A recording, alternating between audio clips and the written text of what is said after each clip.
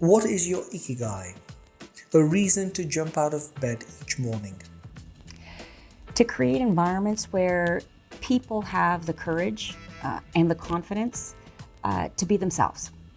When they do, they'll have a positive impact on their environments. Which movie character best represents you and why?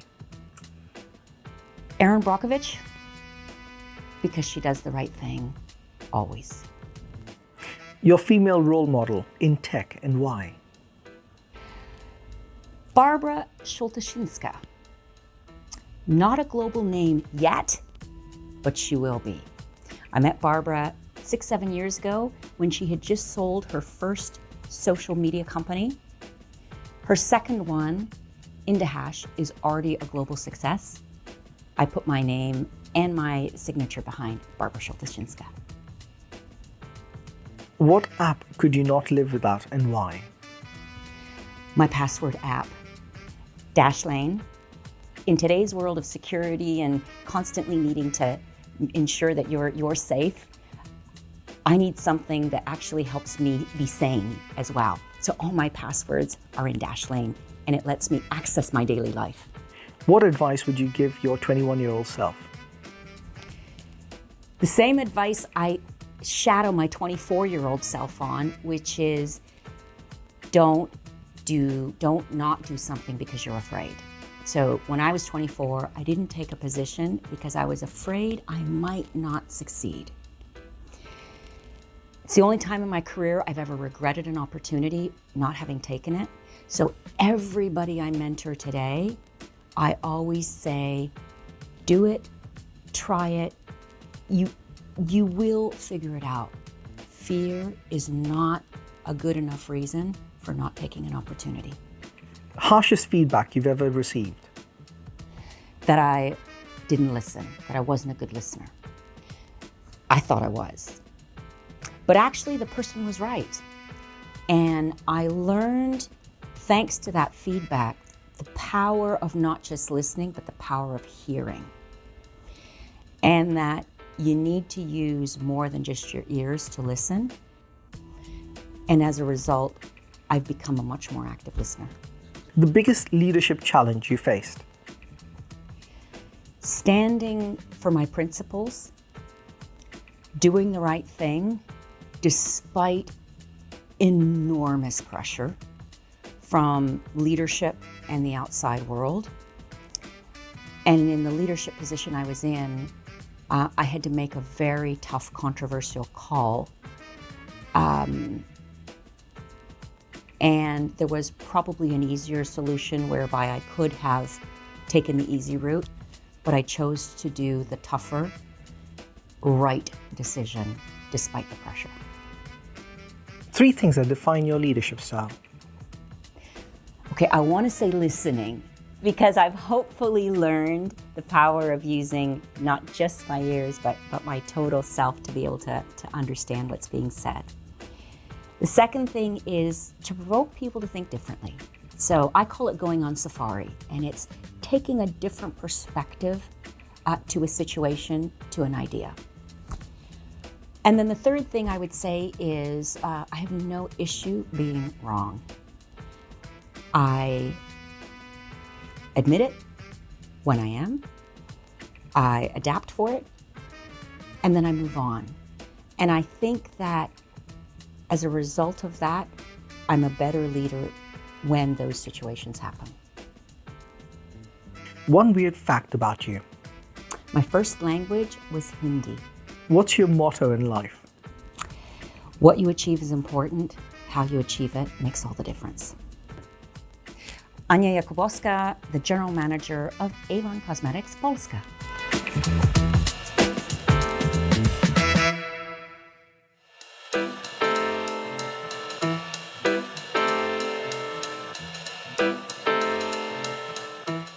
What is your ikigai, the reason you get out of bed every morning?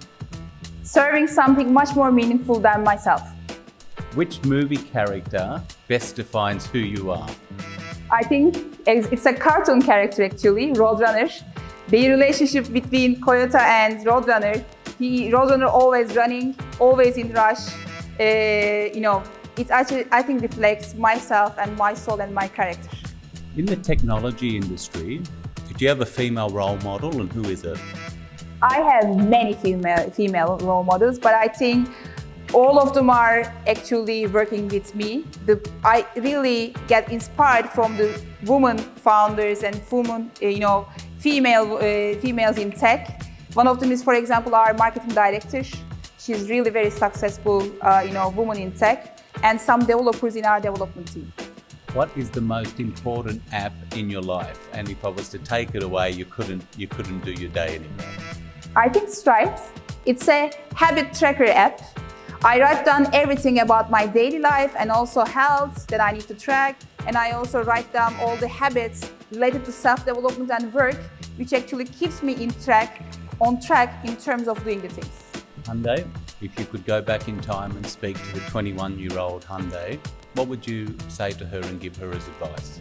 Definitely, the first advice would be read more. And second one is learn more from the others. In your career, Hyundai, what's the harshest feedback that you've ever received? Yeah. From the people I work closely, I have understood that their expectation was being also close with them in terms of their daily life and feelings and emotions, being much more closer as a friend. This was maybe the most important and harsh feedback I ever got. What is the biggest leadership challenge that you have faced to date? I think it's all about people, and my biggest challenge was about understanding the people. Hyundai, what are 3 things that define you as a leader? Ambitious, loves challenges, but at the same time, hungry for success. Hyundai, would you be willing to share with us one weird fact about you? I think the weird fact about me is actually about the change in my character. I feel like sometimes I have changed my character and my aspects of the character many times. Is there a motto that defines who and how you live your life? Yeah, of course there is, and it's on my watch. In order to see it every day, the struggle is not failure, but it causes failure. Especially if you are weak, always if you are weak.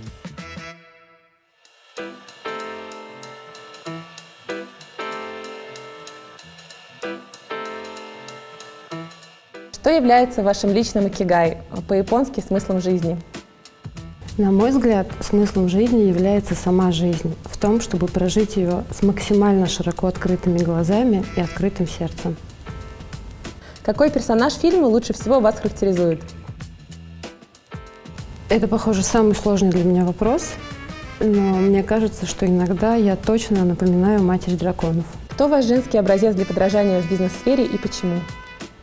Для меня, очевидно, это генеральный директор компании «Литуаль» Татьяна Володина, которая, с одной стороны, является сильным, харизматичным лидером, а с другой стороны, невероятно красивой, тактичной и обаятельной женщиной. Без какого приложения вы не можете прожить и дня, и почему? На сегодняшний день это, конечно же, Инстаграм, потому что там семья, там дети, там друзья, коллеги и, конечно же, там работа. Какой совет вы бы сейчас дали 21-летней себе? Мне очень много есть что сказать себе 21-летней, но скажу я только одно. Через 2 года не станет твоего дедушки. И поэтому воспользуйся этим временем, чтобы задать ему все вопросы, говорить с ним и уделять ему столько времени, сколько нужно и сколько тебе хватит на всю жизнь. Самый жесткий фидбэк, который вы когда-либо получали? Самый жесткий фидбэк – это тот, который я больше всего боюсь получить, когда вырастут мои дети и скажут мне: «Мам, как-то все было не так». Самая большая проблема, с которой вам как лидеру приходилось столкнуться? Самая большая проблема, с которой я сталкиваюсь каждый день, это игры, в которые играют люди. Это сотрудники, это коллеги, это партнеры. И это даже не проблема, это вызов, потому что нужно эти игры научиться распознавать и научиться в них играть. 3 качества, которые определяют вас как лидера. Я совершенно спокойно отношусь к изменениям. Я очень быстро принимаю решения в ситуации неопределенности. И я всегда очень сильный тыл для моей команды. Я могу быть внутри сколь угодно жесткой, но они всегда знают, что у них есть тыл, и они всегда со мной растут и профессионально, и личностно, и творчески. Один необычный и удивительный факт о вас. Я выросла в маленькой деревушке на Кавказе, на границе России, и провела там 9 лет своей жизни. Каков ваш девиз по жизни? Никогда не делай того, о чем стыдно будет признаться маме.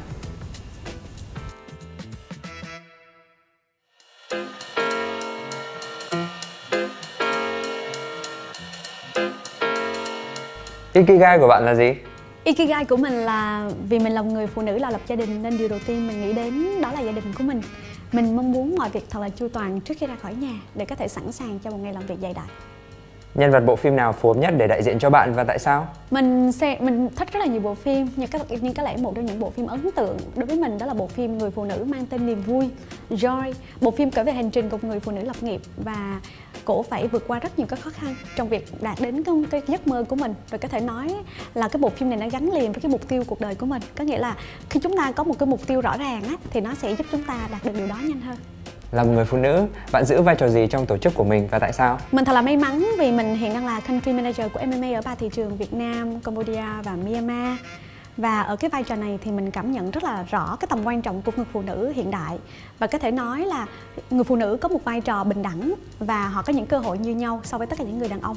Họ có sức lan tỏa và đối với mình thì mình nghĩ phụ nữ đôi lúc rất là quyến rũ và có thể họ còn tuyệt vời hơn khi họ điều hành những tổ chức lớn. Ứng dụng nào bạn không thể thiếu và tại sao? Có lẽ có rất nhiều ứng dụng, nhưng mà đầu tiên khi mà mất dậy thì chúng ta đều check Facebook. Thì có thể nói Facebook là một trong những ứng dụng để kết nối với bạn bè và một ứng dụng không thể thiếu. Thứ hai là WhatsApp, đó là một ứng dụng mà chúng ta sẽ làm việc với bạn bè quốc tế. Và Grab, một ứng dụng mà chúng ta phải di chuyển rất nhiều tới các cuộc họp. Đó là một trong những ứng dụng mà Bích Tông không sử dụng rất thường xuyên trong ngày. Một lời khuyên bạn sẽ đưa ra cho bản thân của bạn vào năm 21 tuổi. Đó là một năm mà Tâm nghĩ là mình định hình giấc mơ của mình rất là rõ ràng. Và một năm mà ở cái độ tuổi này thì thật ra là cái năng lượng của mình nó nhiều lắm, rất là dồi dào. Và Bích Tâm nghĩ ở độ tuổi này thì nếu mà chúng ta có một mục tiêu rõ ràng để chúng ta hướng đến thì hẳn chúng ta sẽ có một kế hoạch chi tiết thì nó sẽ giúp chúng ta đạt được cái điều đó sẽ nhanh hơn. Và Bích Tâm cũng mong muốn tất cả những bạn trẻ khác cũng có thể làm điều này thật sớm ở độ tuổi 21. Lời nhận xét gay gắt nhất bạn từng nhận được? Anh bó tay với em rồi. Thách thức lớn nhất mà bạn phải đối mặt khi lãnh đạo một tổ chức? Có lẽ là phụ nữ thì cái sự nhạy cảm là một trong những cái yếu tố nó sẽ ảnh hưởng tới cái vai trò lãnh đạo của họ. Tại vì các bạn thấy là cái mối quan hệ giữa con người và công việc đó là một trong những cái thách thức. Như vậy ở vai trò của một người phụ nữ thì chúng ta sẽ phân minh giữa hai cái phạm trù này một cách rất là rõ ràng để nó không tạo ra bất kỳ một cái áp lực nào hết. Điều mà chúng ta hướng đến đó chính là mục tiêu của tổ chức. Chúng ta cần làm tập trung điều này thì Bích Tâm nghĩ nó đã được rồi. 3 điều xác định phong cách lãnh đạo của bạn. Đầu tiên chúng ta sẽ nói về cách thức mà chúng ta sẽ ứng xử với tất cả những thứ đang diễn ra xung quanh mình. Thứ hai chúng ta sẽ nói một chút xíu về giá trị cá nhân, những gì chúng ta đang làm sẽ ảnh hưởng thế nào đối với những người xung quanh. Và thứ ba một chút xíu nữa là về phong cách thời trang. Chẳng hạn phụ nữ mặc đẹp thì ai cũng thích, kể cả mình cũng yêu thích bản thân mình hơn. Một sự thật kỳ lạ về bạn. Đó chính là không bao giờ thích công việc networking. Mặc dù công việc của mình là một công việc networking, là mình phải đi gặp gỡ rất là nhiều người, có rất nhiều những cái phần chia sẻ, phát biểu trước công chúng. Nhưng mà thật sự đây là công việc, có lẽ là một công việc tự nhiên, mình làm một cách rất là thoải mái và may mắn là công việc nó rất là thuận lợi. Nhưng bản chất từ bên trong sâu thẳm là mình không thích công việc này lắm. Ngoài MMA thì mình còn đảm nhận nhiều cái vị trí công việc khác nữa. Và ở vị trí công việc nào cũng phải gặp gỡ và làm việc với rất nhiều các đối tác khác nhau. Tuy nhiên, tới ngày hôm nay, mặc dù không thích nhưng mà mình đã làm rất tốt và mình rất may mắn khi làm được điều này. Phương châm sống của bạn là gì? Đó là không có việc gì khó, chỉ sợ lòng không bền, quyết chí ắt làm nên. Nếu chúng ta có một mục tiêu rõ ràng, chúng ta sẽ làm được điều đó. Phan Bích Tông, Country Manager MMA Việt Nam, Cambodia, Myanmar.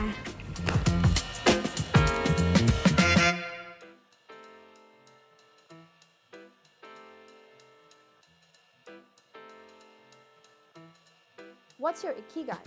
To create content to inspire people and empower women. Which superhero character best represents you and why? I'm not sure which one represents me, but I really want to be Flash so I can get more things done in my 24-hour day. Your female role model in tech and why? Hoi Ling Tan, she co-founded Southeast Asia's first Decathlon, and with her lead expanding Grab in new markets, The company successfully bought Uber's Southeast Asia's operation, and the deal worth billions. What app could you not live without and why? The Gmail app. Communication is a big part of my job. One advice you would give to your 21-year-old self? I wish I learned coding. I shouldn't have switched from electrical engineering to environmental engineering after I took the first C++ lecture. The journey might be painful, but learning coding, the upside is infinite. Harshest feedback you have ever received? I'm not sure which would be the harshest feedback I've received, but I did receive a very good piece of career advice, which is to build your career around your passion. To build an empire around your passion, you won't see work from a day job perspective. Instead, you will see it as your playday, and you will earn money while you enjoy life. The biggest leadership challenge you face? I would say it's right now. I have a whole enthusiastic team in China waiting to conquer the world, but instead they're grounded at home given the current situation. So for me, my top priority is to provide and support, especially mental support. 3 things that define your leadership style? Sincere enthusiasm, decisiveness, charisma. 1 weird fact about you? I'm not sure if it's a weird fact about me, but I can operate on very little sleep. During my equity research days, I was operating on average 4 hours a day. What's your motto in life? It will be dream as if you will live forever, live as if you will die today. It's actually from James Dean, and it's been my motto all these years. Jessie Lee, an influencer, blogger, co-founder of Change Media Global.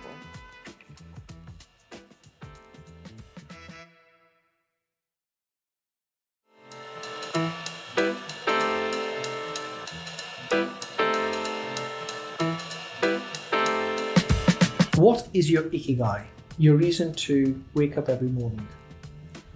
I'm still at a stage where I'm trying to figure it out. At a certain stage of my life, it was for sure impact and curiosity. It still is impact and curiosity, but I'm trying to narrow it down a little bit better to be more specific. Which movie character best represents you and why? I'm not a big movie watcher. I rather read books when I have free time, so that would not address me unless you're talking about cartoons, and then I can relate to my children's preferences, but that probably could be difficult. Although, no, now it came to my mind. There's this ladybird character. It's a ladybird that does all the magic tricks and saves the world. She lives in Paris, which is good because I lived in Paris and I love Paris, so it's a good place. I could probably relate to that character. Your female role model in tech and why? Yeah, so I don't think I have a clear role model in general, in tech or in business. For me, it's more on a spiritual level, and I've been practicing yoga for over 25 years now. And there's this yoga teacher who's called Sadhguru, and for me, he's a person that I look up to already for quite some years. What advice would you give to your 21-year-old self? The same advice that my grandfather was giving to me since I was 3, which is patience. What's the harshest feedback you've ever received? I think every feedback, when well given, is a good feedback. I think the harshest feedback, I don't have a recollection of a specific feedback, but whenever a feedback is not given in a balanced manner, it's usually difficult to take. You see, and that's probably one of my characteristics, is I usually don't focus on the negative. Whenever I hear some improvement points, I reevaluate them and then I judge if I would like to change them. And when I do something about them. So I treat it as a good guidance, even if it's difficult at the moment. The biggest leadership challenge you faced? Oh, there were many leadership challenges. I think, honestly, till date, I would say, due to cultural aspects, when I was the vice president of Groupon in Western Europe in Paris and I came over, although of course I read a lot about cultural differences And I was exposed to many cultural differences because I used to live in the Middle East for many years, and I mingled in a lot of like melting pots of the world. It was a real challenge to run transformation in a different country, because apart from a challenge of running a business transformation, which is in itself difficult, a lot of cultural aspects come too that are sensitive and that can really impact that transformation. So the moment where I needed to connect all the dots, that was a real challenge. 3 things that define your leadership style. Transparency, ambition, and commitment. 1 weird fact about you. I used to experiment with my hairstyles when I was at university. I started off cutting off my hair from like long till here to short pixie and diet red, and then I went through to blonde and various other shades. What's your motto in life? Don't be scared. Hi, I'm Ania Lahinowska. I'm an O lead, also known as COO, at Microsoft Poland.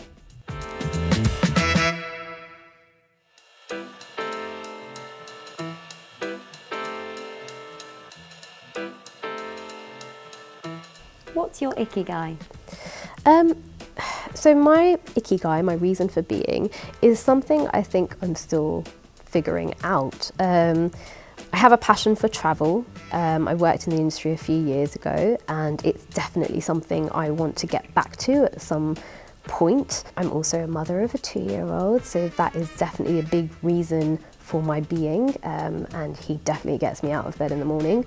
And likewise, trying new things, I think that's really important for me, and that is a massive reason for my being personally. Yeah, that's my ikigai in a nutshell. Which movie character best represents you and why? So I'm going to go for a character out of one of my favourite films, Wreck-It Ralph. Her name is Vanellope von Schweetz. She's this feisty little character who has in the film what's known as a glitch. It's ultimately what other characters in the film see as an imperfection. As I've grown older and now in my 30s, I fully embrace my glitches, my imperfections, and I feel like when I channel them in the right way, they can definitely help me get to where I need to go. So that is why I would pick Vanellope from Wreck-It Ralph. Who is your female role model in tech and why? So I actually have 2 female role models in tech.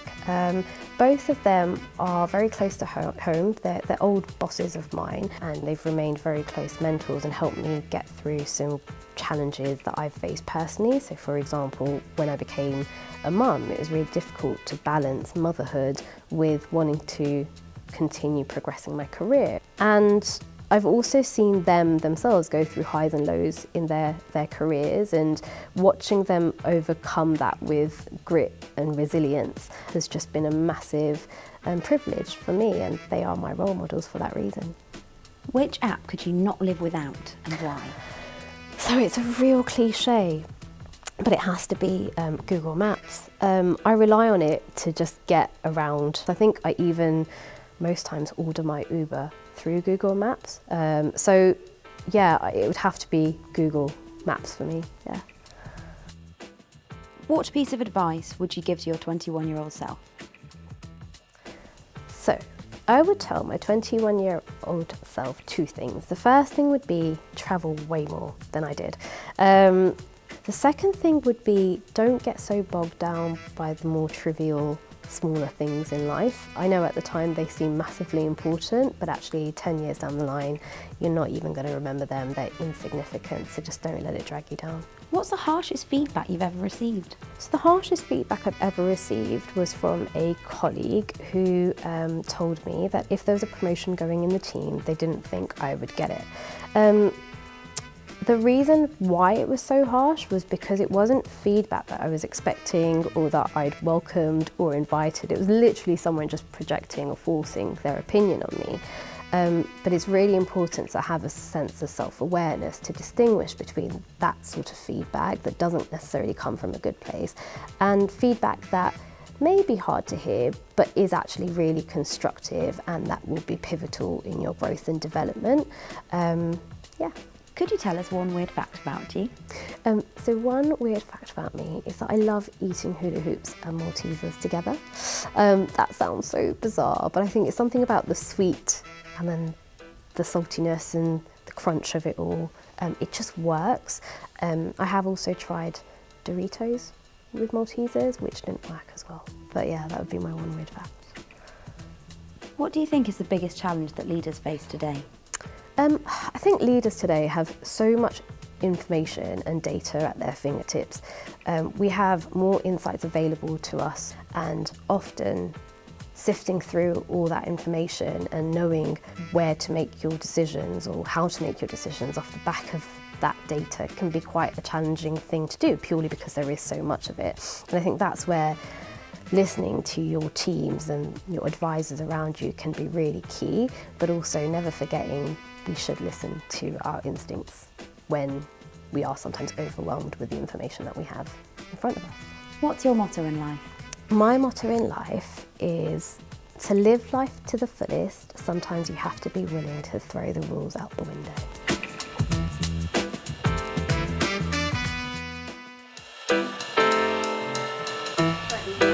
สวัสดีค่ะ อะไรคือเหตุผลที่ทำให้คุณแอร์ลุกออกจากเตียงทุกๆเช้าคะ ความรับผิดชอบค่ะทั้งรับผิดชอบต่อตนเองแล้วก็ครอบครัวนะคะ ตัวละครในภาพยนตร์ที่แสดงถึงตัวตนของคุณแอร์เพราะอะไรคะ นี่เลยค่ะคุณยุนเซรีจากซีรีส์ดังเกาหลีเรื่อง Crash Landing on You นะคะเพราะว่าเธอเป็นนักธุรกิจหญิงที่ประสบความสำเร็จตั้งแต่อายุยังน้อยค่ะ ผู้หญิงที่เป็นรูโมเดลในด้านเทคคือใครคะ คุณปัทมาจันทรักษ์ค่ะเธอเป็น CEO ของ IBM Thailand เป็นผู้นำด้าน Data Transformation ค่ะแอปพลิเคชันไหนที่คุณแอร์ขาดไม่ได้ Line แอปพลิเคชันเลยค่ะเพราะว่าจะได้ไม่ตกเทรนด์ทันในทุกข้อความที่ส่งมานะคะ อยากจะแนะนำอะไรตัวเองถ้าย้อนกลับไปเมื่ออายุ 21 ปีคะ ค้นหาตัวเองให้เจอและมุ่งมั่นในสิ่งที่ชื่นชอบค่ะ ฟีดแบ็กที่หนักหน่วงที่สุดที่เคยได้รับคือ เมื่อมีคนบอกว่าเราทำแล้วยังไม่ดีพอค่ะ อะไรคือสิ่งที่ท้าทายที่สุดสำหรับคุณแอร์ในการเป็น leadership คะ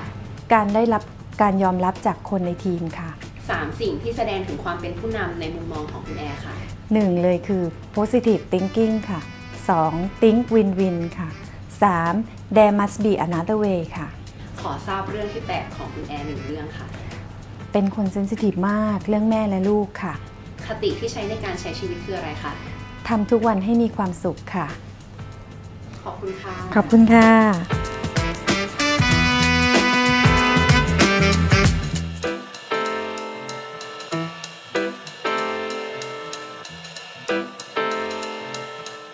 What is your ikigai, the reason you jump out of bed every morning? To make my family proud and be my best self in everything I do, every single day. Which movie character best represents you and why? It's not a movie, but it's like one of the best TV shows in the world. I would say Tyrion Lannister from Game of Thrones. First of all, we're both short. I think we both try to be strategic, but fail miserably. And sometimes we're both loyal beyond reason. In the technology industry, who is a female role model that you aspire to or admire and why? I really admire Kirsten Green from Forerunner Ventures. She's actually the founder.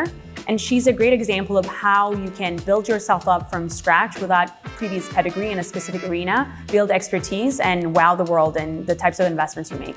If we were to take an app away that you couldn't live with, what is that app and why? WhatsApp, because all of my communication, both personal and work-related, with my investors, with my portfolio managers, with my founders, it all happens through WhatsApp more than everything else. If you could go back and speak to your 21-year-old self, what would you say to yourself? Don't worry, it's all going to work out. Sometimes in life we get some pretty harsh feedback. What's the harshest feedback that you've received? I've been called really aggressive and not a people's person, especially in the early days of my leadership. So that was one of the harshest things to hear. In your career today, what's the biggest leadership challenge that you have faced? When I became a C-level at age 24 with a company I co-founded, had to see that company grow to over 250 people and manage people twice my age almost. That was one of the harder things. What are 3 things that define your leadership style? Be direct, be honest, and be quick. Would you be able to share with us one weird fact about you? I co-authored a young adult series about rich, spoiled Harvard kids with my college roommate at Harvard. What is your motto in life? Family comes first.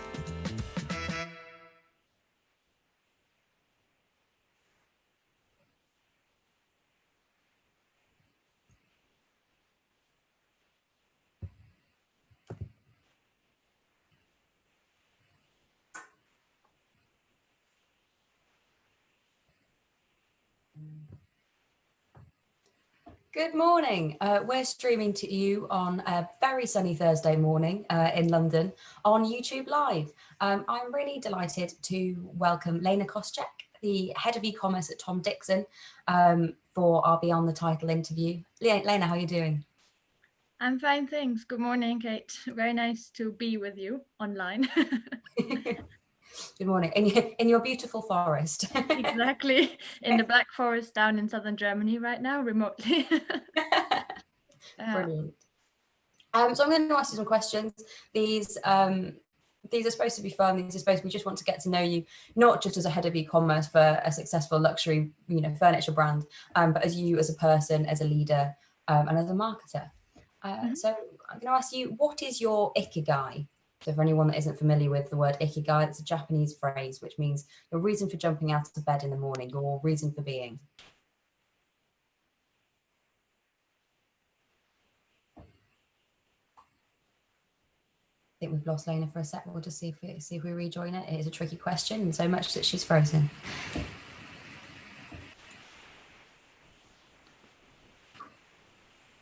Lena, sorry, you froze there. What's your ikigai? My ikigai, so the reason why I jump out of bed in the morning is really simple. It's actually, I think life is beautiful and every day is just a chance to meet great people and to do great things and ideally do them a bit better than the day before. That's fantastic, sort of incremental positivity and improvement. Which animal best represents you and why? So I think I like to compare myself to a horse, not physically so much, but I'd say like it's my spirit animal, just because I feel like they're very strong and sensitive animals at the same time. So, and it's really kind of how I see myself as a leader. I want to be like strong and a good role model at the same time. I want to be sensitive and really feel my people. That's brilliant. Thank you. Which app could you not live without? Maybe that's changed during the lockdown and working from home period. Definitely. I mean, it didn't really change. I think most of people use it. I'd say it's WhatsApp.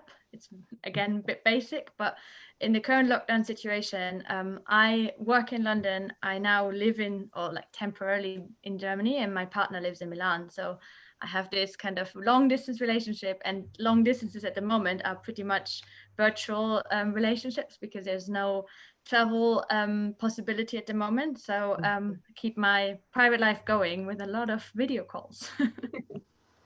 It is amazing if you think that while lockdown is obviously really challenging for a lot of people, thank heaven it's happened in a time when we're more technologically connected than ever before. Yeah, definitely. I couldn't live without the smartphone right now. No, that is my best friend in my lockdown flat in London. What advice would you give to your 21-year-old self? Good question. I'd say I would tell her, trust the process a bit more, like just trust that there's something good to come always, and trust yourself. I think when you're like just starting your career, you're a bit like, oh, there's so many opportunities, and but at the same time, it's almost like frightening a bit. Like, am I the right person? Am I rightly skilled? Am I what they are looking for, etc.? And I think it always like there's always a way, and often the journey is much more enjoyable than when you actually get to your destination or your target. So it's really that kind of enjoy the process, enjoy everything that's coming, and and have faith that everything will be good. And then also, like, especially to myself, I would say stay curious like I am, but also be patient. Like, patience was one of the things that I had to learn along the way. I think there are lots of people much older than 21 who could use that advice as well. That's always good advice. What's the harshest feedback you've ever received? Well, a short one actually is somebody told me, watch out your facial expression. And I was like, that was in a moment, like I didn't really barely knew this person, was like a working colleague of mine, and we were like in a stressful situation, and I think I'm very empathic and very passionate, so when I talk, everything, my whole body talks. And I wasn't even meant to be mean, but apparently my face just went in the wrong direction, and this person was so surprised, like, whoa, watch out your facial expressions. And I was like, oops, sorry. That's also actually good advice, as well as far as criticism goes. At least it is in some way constructive. Exactly, yeah. I knew what I had to do, so. Happy face on. What's the biggest leadership challenge you're facing during the current crisis? I think it's still the basic again of the fact that we are all just virtually connected. I guess most people. It's making sure the team stays connected and stays motivated. I have very different characters in the team. I have like quite senior people that have been with the company for a long time, and there's been we're a very dynamic company, so you have a thicker skin. You kind of can just go with the flow. But there's also very junior people in the team that just joined recently, like 2-3 months ago, and they haven't almost like had the chance to really dive into the company culture and to like feel that team spirit. And now they're locked down at home and just maybe this person particularly even moved home, so it's really like an unstable, or let's say uncomfortable situation. And making sure to have the balance between, of course it's all about work, we have objectives, we need to achieve things, and keep them motivated with their like objectives and challenges, at the same time keeping them close to yourself, and making sure you know how they feel, and you're like you're just there for them even though you're not physically there. I think that's a positive challenge in a way. I'm lucky, so I didn't have any like incident or anything really tricky so far, knock on wood. But I rather be proactive and make sure I keep them engaged and happy in a way, as much as we can be happy right now. I'm sure they really appreciate that. What are your predictions, or perhaps your hopes, for the digital world 2.0, when we come out of this current crisis? I mean, on a broader scale, I think most of the companies right now, they really feel like how important the various channels are. At the moment, everybody focuses on digital and e-commerce, and it's like so important. It's for most of the companies, the only channel where they can cash in right now.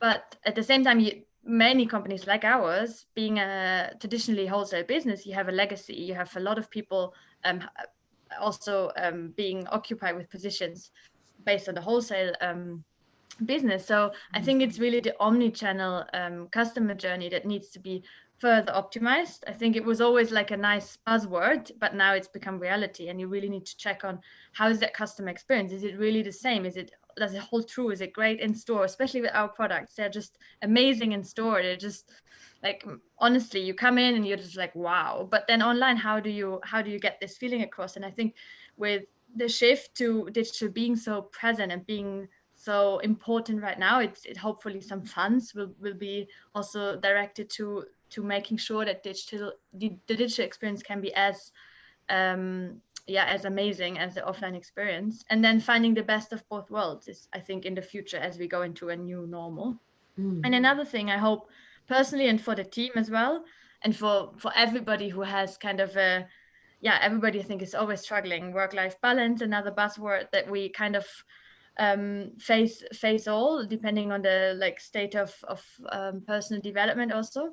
And I think remote working will become the new standard, not always and not only, but I guess business trips will be harder to justify when we all know now it's like digital transformation in our company took 2 days. So it was like everybody just got ready and now it works, right? And it's so great to see how well connected you all of a sudden can be with also teams that are hundreds and thousands of kilometers away. And it's the same feeling. Now my colleagues in London are as far away as my colleagues in Hong Kong. So I think that kind of feel of we can really drive something even when we just virtually connect, and making sure that remote working is widely accepted, and it's not just an excuse sometimes when you have something to do at home.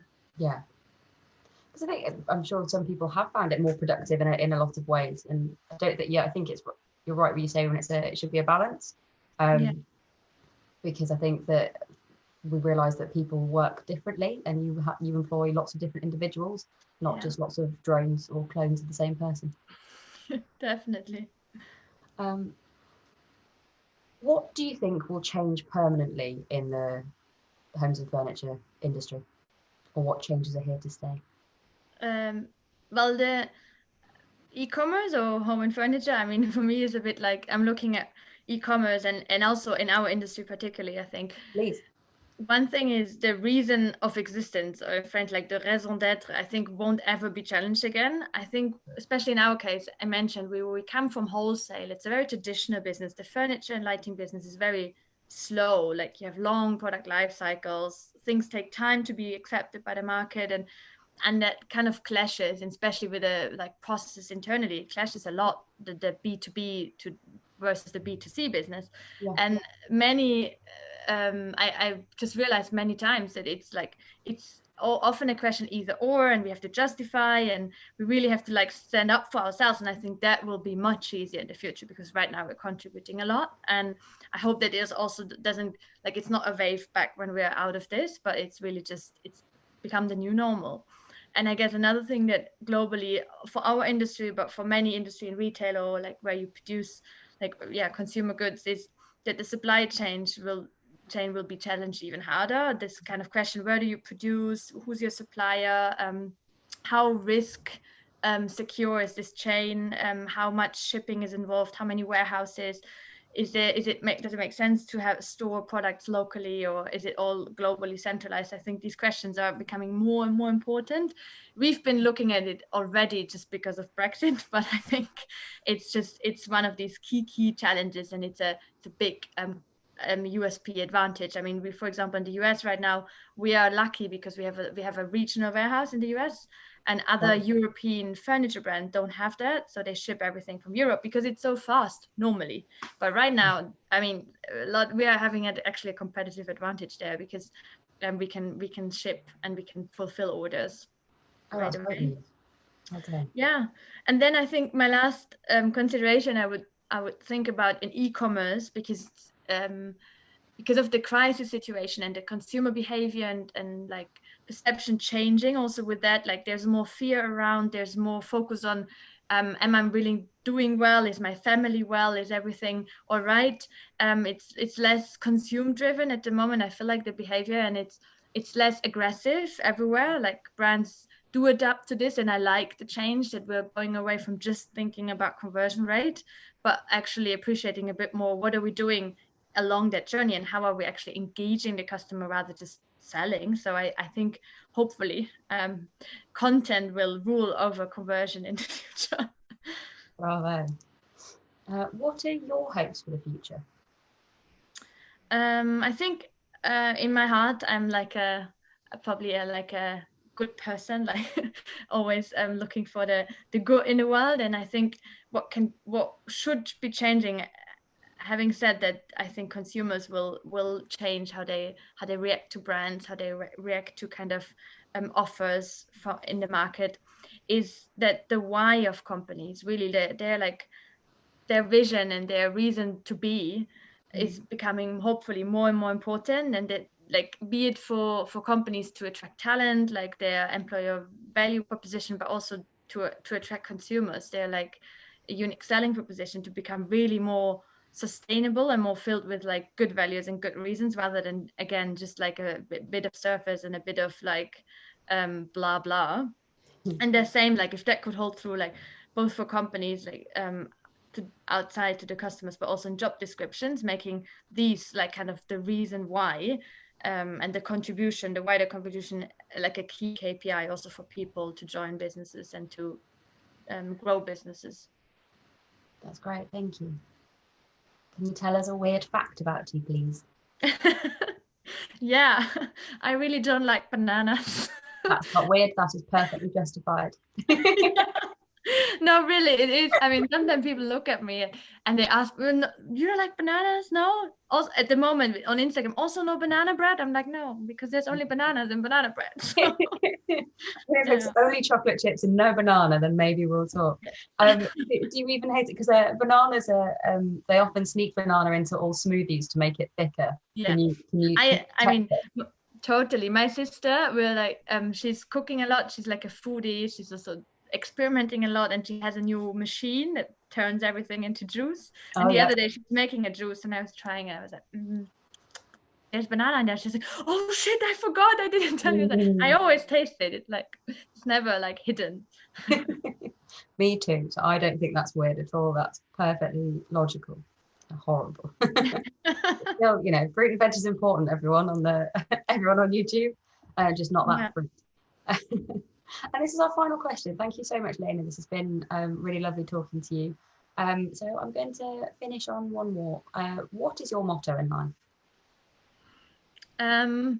It's like, I don't know who said it, but I like this kind of saying of that life is lived forward but understood only backwards.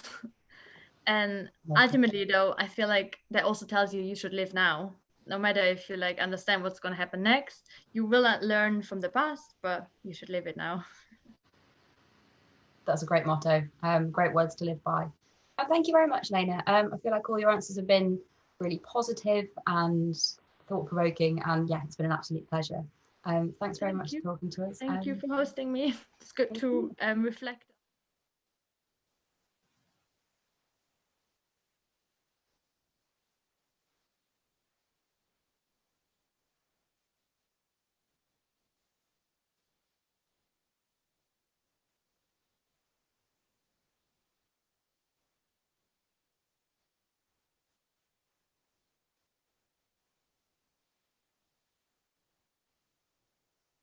Good morning and welcome to YouTube Live on another very sunny Tuesday in the UK.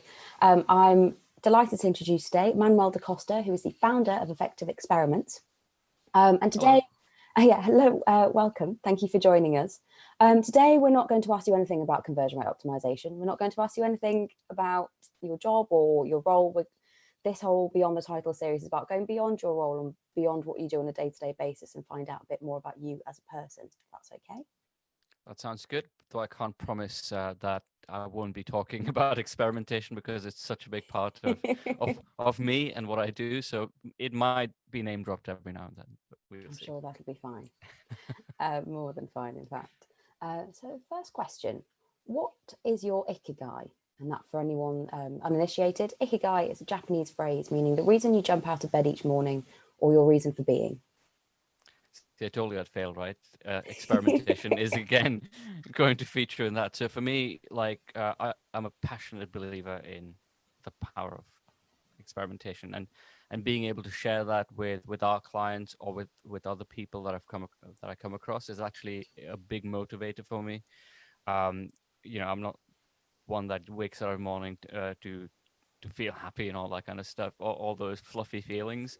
For me, it's firmly about how can I make that difference in the world, or how can I change someone's mindset a little bit to help them or help them move forward. And when I talk about experimentation, I'm not just talking about business and making money, but I think it just that mindset of like, how do we keep moving forward in life by just tweaking and testing and optimizing? I think that motivates me a lot. So being able to wake up in the morning and think, you know, who am I going to help today with that mindset? Who am I going to help and maybe move them along in their journey? That's kind of my motivator. That's fantastic. Thank you. Which movie character best represents you and why? So I don't know if I can say Brad Pitt.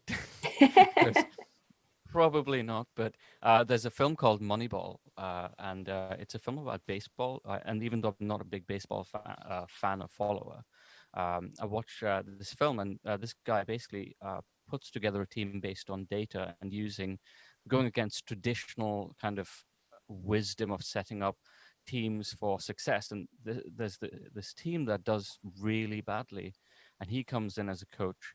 And instead of using traditional wisdom that's been applied all along, uses stats and uses data to kind of mold this team together. Even though a lot of the other people were skeptical about it, and kind of brings in a lot of success. So I kind of think that I relate to that. Again, it's Brad Pitt. I'm not saying I'm Brad Pitt, but yeah. I think it's a great film. I've seen it again. As someone that's not into the sport at all, but it's it's his perseverance. It's like, trust me, or trust my data and trust the results. And it's about someone kind of having the sort of accepting and going, okay, we'll give it a go, even if it goes against their better judgment, and then just listening to the data, and then the results speak for themselves.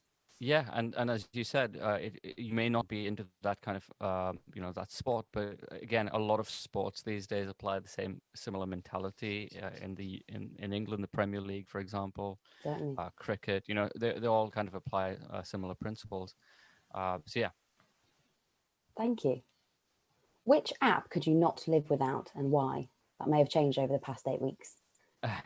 So it depends. I mean, do you mean a work app, or do you mean a general app, or generally? Either, whichever you like to talk about, or you can tell us both. So work-wise, obviously Slack. I can't live without Slack. Or even Zoom. I mean, this is a hard choice, right? Because Slack and Zoom are like the bread and butter of any work from home. And we, me and my team have always been remote, work from home, work from anywhere kind of thing. So having Slack, having Zoom keeps me connected with the team. And looking at non-work related apps, Facebook, because we're old. So Facebook again, and funnily enough, I've been wasting a lot of time on TikTok as well. Just if I'm just really tired, or I need just a boost, I'll just mindlessly scroll on TikTok, just give myself a laugh. Have you been tempted to attempt any of the dance routines on TikTok? Oh no, I'm not one of those people to start doing dance routines on there. I like looking at some funny videos. I used to follow Vine a long time ago. Oh, me too. And some of them were like hilarious. And so when TikTok came along, I kind of accidentally discovered it. And I was like, oh, this is interesting. 2 hours later, I was still there scrolling on it. So yeah, it's there for when I just want to unwind. If anything. Everyone's got to have a switch off guilty pleasure. What advice would you give to your 21-year-old self? My 21-year-old self. I think being comfortable taking detours. Let me explain. In life, or in anything in business, you have a goal, and people tend to think of a goal as a linear progression. So you're here at point A, and you want to be at point B, and you can go from here to there really quickly. But life, or in general, isn't like that. It'll be topsy-turvy. You'll go back 2 steps forward, 1 step back, and it's just about being comfortable with that and knowing that that's part of the process. I think in the early days, I'd be really frustrated if I wanted to do something and it didn't happen in the time scale I wanted it to. Sure. So it's just being comfortable with that. That's great advice. And again, I think that's advice that people at any age could definitely take on board more. I once saw a very silly thing that was taking 1 step forward and 2 steps back isn't a failure, it's actually a salsa. That's pretty good, that. I quite like that one. Slightly scarier question. What's the harshest feedback you've ever received? So when I was young, I was working in an office job, and I thought I was doing fairly well. And the manager there was talking about the further responsibilities and a step up in the role. And in the review meeting, I was told, "You're not good enough for this." I was like, I thought I ticked every box, and I thought I had done everything, and the signs were there. I was being given good feedback along the way. Later learned it was less to do about whether I was good enough or not, but more about the politics in the place. I think at that point I was like, I need to do something on my own at this point. So I kind of moved on to doing my own stuff and running my own business, which I still do to this day. But I Brilliant. think that kind of spurred me on. It was harsh, whether it was fair or not. Again, I could. There may be a different side to the story which I don't know, but it worked out for the best. So yeah. Definitely. This isn't an official question, but when did you go out on your own and start your own business? So in about 10, 11 years. No, actually 12 years now. Brilliant. So quite a long time ago. And It might have definitely been felt like the right 12 years. decision. It feels like 12 years in this lockdown already. So it's probably 24 years. What's the biggest leadership challenge you're facing during the current crisis? So this one is not so much a leadership challenge. I know the crisis is hard for everyone. For our business, fortunately, it hasn't been that way. It's been mild. I mean, we've had like some customers churn and stuff like that, but it's about my main thing is making sure that my team are looked after and they don't have the worry that something's gonna happen to them or them having to lose their job and stuff. And that's primarily the challenge. It's again not a challenge. It's just something that's been top of mind for me, trying to keep my team happy and motivated. I mean, they're always motivated. That's not the challenge, but with everything going on around, I mean, there are days when I feel like, oh, it's too much. So what I don't want is them having to think about the same things and also think like, oh, will we have a job tomorrow? Because a lot of people, as you know, have been furloughed in the UK or made redundant or even lost their jobs. For me, keeping my team satisfied is one of the biggest challenges. The other thing as well is trying to balance out resources to be there for our customers as well, but also for people that are in the industry, because I've made sure that I gave some of my time back to help people in the industry. It's just juggling all of that along with this stuff happening around. So it can be a mental strain, but yeah, that's the challenge I've been facing. Sounds like you're handling it incredibly well. Somewhat. That's what we can do, really. So the world is changing. What are your predictions for the new normal in the digital world 2.0? Well, I think there'll be a greater emphasis on digital. I think on our webinar, we talked about how retailers that were literally forced overnight to change their entire way of working. Absolutely. It's that greater focus on online, the customer experience online, which I think is going to be the biggest shift. In the past, it was like, yes, we have a website. Yes, we have this customer experience. There is, in some cases, there have been, lip service to that. But now I think it's going to become the keystone for a lot of businesses. And I think talking about better UX, better customer experience, a focus on the customer journey and conversion optimization as well. Again, see, I told you I can't keep it out of it. I'll let you on. Will be a focus, and I think that's where I think it's going. Definitely. I mean, it's so this is so proved e-commerce's or websites necessity. We've had a talk before, haven't we, about sorts of stores that don't have an online e-commerce offering, and just how detrimental that's been. But you're right. If things are going to change to digital, then we need to have that fantastic in-store feeling from a laptop. Correct. And a lot of these businesses are now having to shift drastically, and the ones that are done well, as I say, have had something in place. We in our webinar we talked about Primark having nothing in place, and that kind of going from everything to nothing overnight. So yeah, if businesses want to survive in this, well, as you call it, digital world 2.0, then greater focus.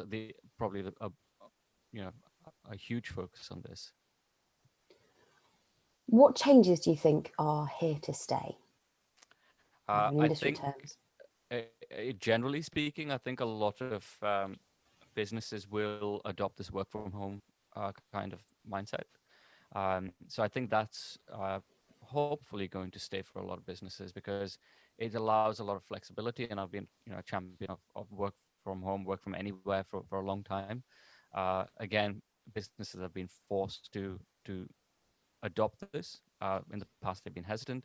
Now they've seen actually it doesn't really have an impact on productivity. It does, I mean, in a positive impact, but it doesn't have a negative impact on the work done. So yeah, why not? Or a blend of two, but greater emphasis on the work-life balance, because now we see, you know, people are spending more time at home with their families. I think hopefully that should be the one that should stay, in my opinion. We'll see. Brilliant. What are your hopes for the future? My hopes for the future, to be able to go out of the house for a change, the short term at least. Well, I think generally speaking, for again, without sounding too political and stuff like that, for governments to really look at the data and make decisions actually based on data. Nice. I know the word guided by science gets thrown out quite a lot, but it's hard to accept that they're guided by science. So I hope that people are actually guided by science, rather than again, I don't want to go too political or anything of that sort. But in general, like if there is a greater emphasis on education and science, I think future generations will be in a much better position than we're in right now. I agree. I mean, there's one senior cabinet member who a few years ago said people were sick of experts, and I think I don't think he'd be saying that right now. I wouldn't put it past him. Yeah, there is that. Yeah. But again, we won't go too political. Yeah, but exactly. experts are great. Scientists are great. Yeah, definitely. We can right? agree on Because that. we can, and this is the thing. At such a crucial moment, there's this again tug of war where, you know, scientists are saying one thing, politicians want to do something else. But this can apply to any aspect of life as well. You've got data telling you something. Use that to your advantage, because that's going to help you in the long run. Don't shoot yourself in the foot. So yeah. Good advice. Thank you. Please, can you tell us one weird fact about you? Sorry, I think I lost you for a second after that. Sorry, please can you tell us one weird fact about you? Okay. I don't know if I'm the only one doing this. I hope I'm not. But I cannot. If I'm trying to brainstorm ideas, if I'm trying to come up with plans or something, I tend to pace about the room, just talking to myself really loudly, to a point if someone walks into the room, they think I've gone crazy. Again, I hope I'm not the only one that does that. But I cannot sit still and just think it through in my brain. I have to like converse with myself. So yeah, there we go. I think whatever works for you, whatever your thought processes are, your tips and tricks for being productive, and making decisions. I don't think that's weird at all. Fair enough. And our final question. Thank you so much for joining me this morning. Thanks for having me on. Pleasure. So to finish with, what is your motto in life? This may sound cheesy, but life begins at the end of your comfort zone. So it's always trying to push yourself. Things that you want to reach are not comfortable. It may take time, it may take a lot of effort, and it may not even get to where you want it to be. But to really get somewhere, you have to be willing to be uncomfortable. And that's, yeah, I'd say that sums up my motto. That's brilliant. Thanks again, Manuel. And thank you for everyone that tuned in to YouTube Live for the latest in the series of Beyond the Title with Manuel da Costa from Effective Experiments. Hope to see you very soon. Thanks, bye-bye.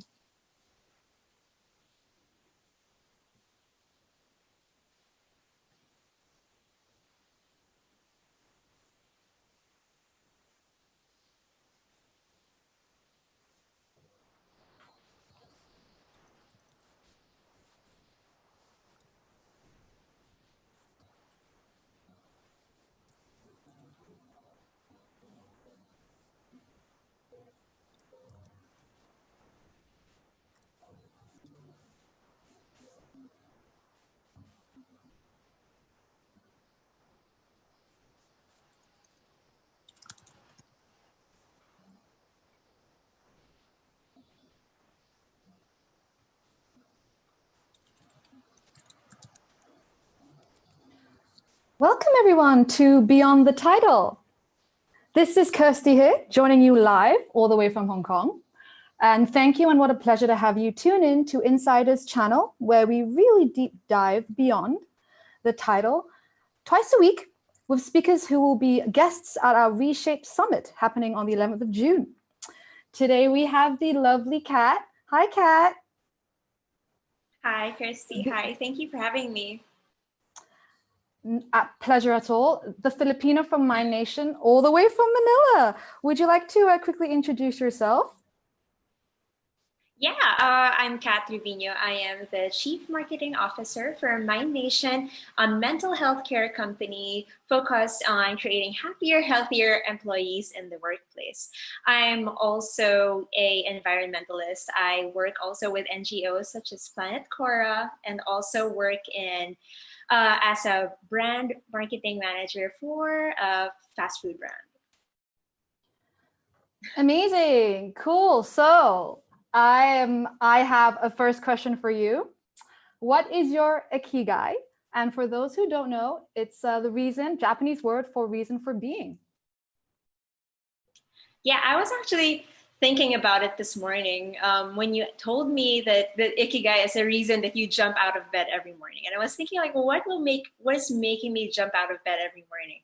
For me, it's really being able to make a difference and making a positive impact both to myself and also the community I live in, and hopes to make it a little bit better.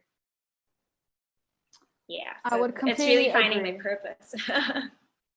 Amazing. Thank you so much for sharing that. And which movie character best represents you and why? I don't think it's a movie character. I think it's more of a series character, if that's okay. I always thought of Absolutely. myself, or like I would relate to an April Ludgate of Parks and Recreation. She's very withdrawn and honest, and quite a unique sense of humor, but also in a way, movie-wise, I don't know if you've ever seen The Intern with Anne Hathaway. Oh, yes. Yeah, something like that. Definitely. It's an intern with that very girl boss vibe and a soft heart for not only elders, but those in need. So those are the two characters that I relate to the most. Amazing. And what app could you not live without, and why? Since I guess we've all been working from home. Right. I think it's been 3 months now. Delivery apps, Grab, delivery, definitely. I have not been able to keep my hands off online shopping or e-commerce apps as well. But more than anything, my Telegram app or my messaging apps, I connect with those that matter to me the most there. And I also do have this app called Focus To Do. It's a to-do list, but with countdown and alerts and reminders. It's just so easy for me to get distracted when I'm at home. So I do need that sort of blinder to keep me focused. Ooh, great suggestion. I'm going to try that out myself after today. Haven't heard of that app. Awesome. And how about one advice that you would give to your 20-year-old self? Right. I guess I would give, around that time I was about still starting out with my career, and I feel like the best advice that I would give is to stay curious and empathic and try to be as independent as much as possible. There are so many things today that I wish I had done earlier also, but I know that, each time has a purpose and everybody has their own pace. But if it were really me speaking to my 18-year-old self, I'd tell her to really just jump the gun and stop letting the insecurities get the best of her. I would definitely agree with that. Advice really starts at any age, not only just 21, I guess. Okay. Awesome. And now another interesting one for you. Your harshest feedback that you've ever received. That would be from myself. I had always, well, in the past and until now, I constantly struggle with not feeling that I was ever good enough, or that I am worthy of certain things. I struggle with what some people would call an imposter syndrome, feeling like you're not supposed to be in the place you're in, feeling like you're always not worthy of praise, of all the achievements. And I let those little things get me down. And in the past, I also did struggle with some mental health concerns before. And it was very hard for me to hear that, especially from people that matter to me the most, that I have been labeled incapable or unfit to work, even though I was high performing. It's actually what pushed me to get on the mental health space for organizations specifically. It's not that that person who told me that was ill-intentioned or anything. It's just that the person was not informed. And especially here in the Philippines, mental health is still taboo. They automatically think of it as likened to a grave sickness that will make you incapable to perform as much as you could. They didn't know how to deal with people like this on concerns of mental health. So if anything, and looking at it now in hindsight, the harshest feedback has only pushed me to be one step backwards, two steps forward. Absolutely. And I think it's also proof that, you know, being able to accept harsh feedback, whether it's to yourself or getting an honest critique from someone else, it can really shape the person that you are. And I completely agree with what you've said for sure. Awesome. And how about the biggest leadership challenge that you faced since this current crisis? Oh my God. I speak as we're still relatively new. My nation is still relatively new. And in terms of the team, I guess the challenge is creating that space for productivity and creating that motivation to keep going. It's really a tough time. And we always say during our webinars that, you know, you shouldn't force yourself to be productive. We are going through a crisis after all. There's so many things that it's different ways of us coping in different situations at home. So we shouldn't be forcing ourselves to be productive, because there's so many people now that are saying, you know, you're just at home, you might as well take on a new project, etc. That's not always the case. But the challenge for businesses specifically is, you know, for them to be able to keep afloat, we have to make sure our employees are also emotionally prepared for the changes to be able to move the company forward. And that's something that we're continuously learning. We are not really pushing the boundaries that they have to work, they have to do 100%, but to try to do their best and give them more understanding and give them the assistance and the support that they need as well. Absolutely, absolutely. How about, what are your predictions for the new norm and the digital world 2.0? Great impact of coronavirus on mental health. There's, with more people in crisis, it's not the people that are victims. Fallout from coronavirus has created such high levels of stress for everyone, physically, psychologically, professionally, with people that are also being offloaded, and also financially. And again, we have developed various coping habits to deal with the stress. And as you said earlier, we're on our third, entering fourth month of the lockdown or whatever quarantine that our countries and our communities are in. These habits that we've developed, they won't disappear overnight. So in any chance that this global pandemic ends tomorrow or ends next week, the habits that we've formed are also something it's not just going to be easily erased and changed. So, you know, speaking also as a corporate manager and an environmentalist, COVID may not even be the last crisis this generation will ever face. We also have global recession and climate change in tow.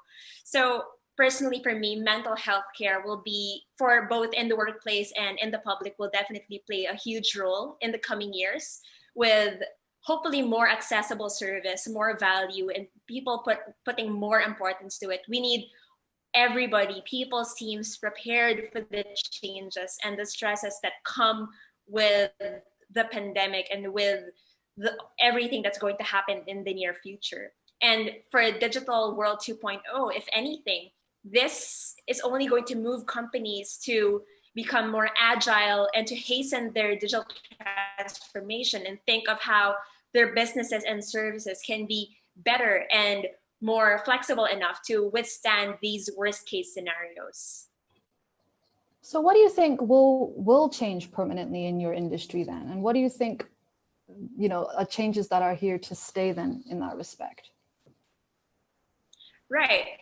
I do definitely feel that for me, the mental health industry, like I mentioned earlier, there's going to be a greater push towards policies or employee policies that will be placed for companies as well. We are also already seeing as early as now, more and more brands and more team leaders that are interested in availing of services like Mind Nations or generally psychologist services to support their teams. In terms of digital, definitely e-commerce is going to only be a lot stronger, and it's going to play a greater role.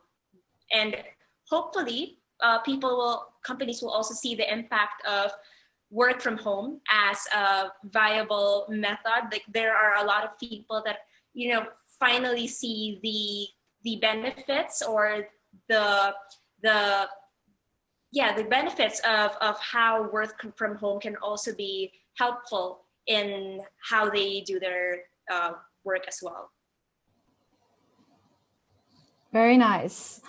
And Kat, so what is your hopes for the future then? Oh my goodness! If anything, I really hope that we find better ways to deal with crisis for both companies and ourselves personally. The crisis management, or the way we cope, has always been in the backseat. Nobody really sees the importance of mental health or in putting together a backup plan until we're actually in a crisis. So there are so many things that now we're realizing are more efficient when we plan it out. And I hope that we do finally get to give the planet and the people the kind of love, empathy, and care that it deserves. So I'm very hopeful. I'm very hopeful that things will turn out for the better if we're only learning from here. Absolutely. We must stay positive together and support each other from around the globe. Absolutely. Okay, so I have one of my favorite questions, actually. Bit of a sidetrack here. One weird fact about you. Oh my goodness. There's so many weird. I am generally just a weird person, I feel. What do I say? Weird is beautiful. In my opinion. It is. I would say like this weird fact about me is kind of, people would really find it annoying because I do love to read. I do love to stay informed. And there are a lot of times, and I try to really be a positive person, but sometimes I couldn't help myself that whenever someone says certain facts or positive things, and I end up trying to like give a Wikipedia type explanation of how it goes, etc. Just walking explanation, like, and I'm not the best person to have around during parties, and they're just like, okay. I don't think it's a weird thing. It's more of an annoying thing, but yeah. I'm just like that's definitely not weird. I think that just makes you someone who's perfectionist and you want to learn all the time, and you're always challenging yourself to be better. And I guess you're translating that in that sense, right? Right. Awesome. Well, thank you for that. And I have one final question for you, actually, to end on an interesting note. So, what's your motto in life then? Yeah, it's always to use the gifts or the skills that you are blessed with for good. There are always going to be ways of opportunities for you to help. At the start, I've always thought that helping or, philanthropists were activities that philanthropists do were only activities and luxuries that are done by people who can finance it or who can afford. We are all blessed and built with very unique life experiences, learnings. We have different ways that we were brought up, and all these things we can channel and leverage to motivate and inspire and aid those in need. All we really have to do is be a little more creative and genuinely curious about everything. Amazing. What a way to end today's live feed, Kat. Feeling very inspired, and I hope the audience out there listening or will listen has been inspired by your boss lady power. Thank you, Kat, once again for joining us today, and thank you, virtual listeners. Kirsty. My pleasure, for tuning in at Beyond the Title. Coming soon in a digital room near you, and be sure to check out our speakers, where Kat is also featured, and where we really rethink, reimagine, and reshaped, happening on 11th of June. I am Kirsty from Beyond the Title, and thank you for listening. See you soon. Hello, welcome to Beyond the Title. And we're back this week, joining you live from Hong Kong. Thank you for tuning in to Insider's channel, where we really deep dive beyond the title. Getting up close and personal with our speakers, who will be our honorary guests at our Reshape Summit happening June the 11th. Today, we're accompanied by Mariana. Hello there, Mariana. Hi. The leading innovations of ecosystems at DBS Bank. Would you like to tell a bit about yourself to us and introduce yourself? Sure. So my name is Mariana Duin, and I'm an innovation and ecosystem executive of DBS. But I also bring quite a lot of other things with me, like investment banking, tech entrepreneur, and philanthropist, which allows me to do this job at DBS. And I'm very happy to be here today. And we're very pleased to have you with us today. And now we'd love to deep dive and firstly ask you a rather interesting one. What's your ikigai? And for those who don't know, it's actually a Japanese word for reason of being. So my ikigai is to contribute to the world and also bring happiness and purpose to my children. One way I could contribute to the world is, or a unique way to contribute is through creativity, which in the end fosters innovation. And hence my role at DBS for ecosystem and innovation works perfectly for me. Absolutely. So you know that saying, when nothing changes, if nothing changes? Well, I'd say if nothing changes, I guess we stay the same. We don't grow, we don't evolve, we don't get better. So for sure, like you said, innovation is key. And you are most definitely contributing right now with us. So thank you for being here today. Awesome. So I also want to ask, for sure, so what's your movie character and what best presents you of it and why? So I relate to Katniss Everdeen. So she's the main protagonist of the Hunger Games trilogy, which I hope a lot of people have seen it in the past. And so Katniss she has a strong personality. She's very courageous, she's fearless, and she's definitely determined to do the right thing. But on the other hand, she's also very warm and kind-hearted and caring. And I definitely relate to that kind of two opposites merging together. And I secretly would love to have her archery skills.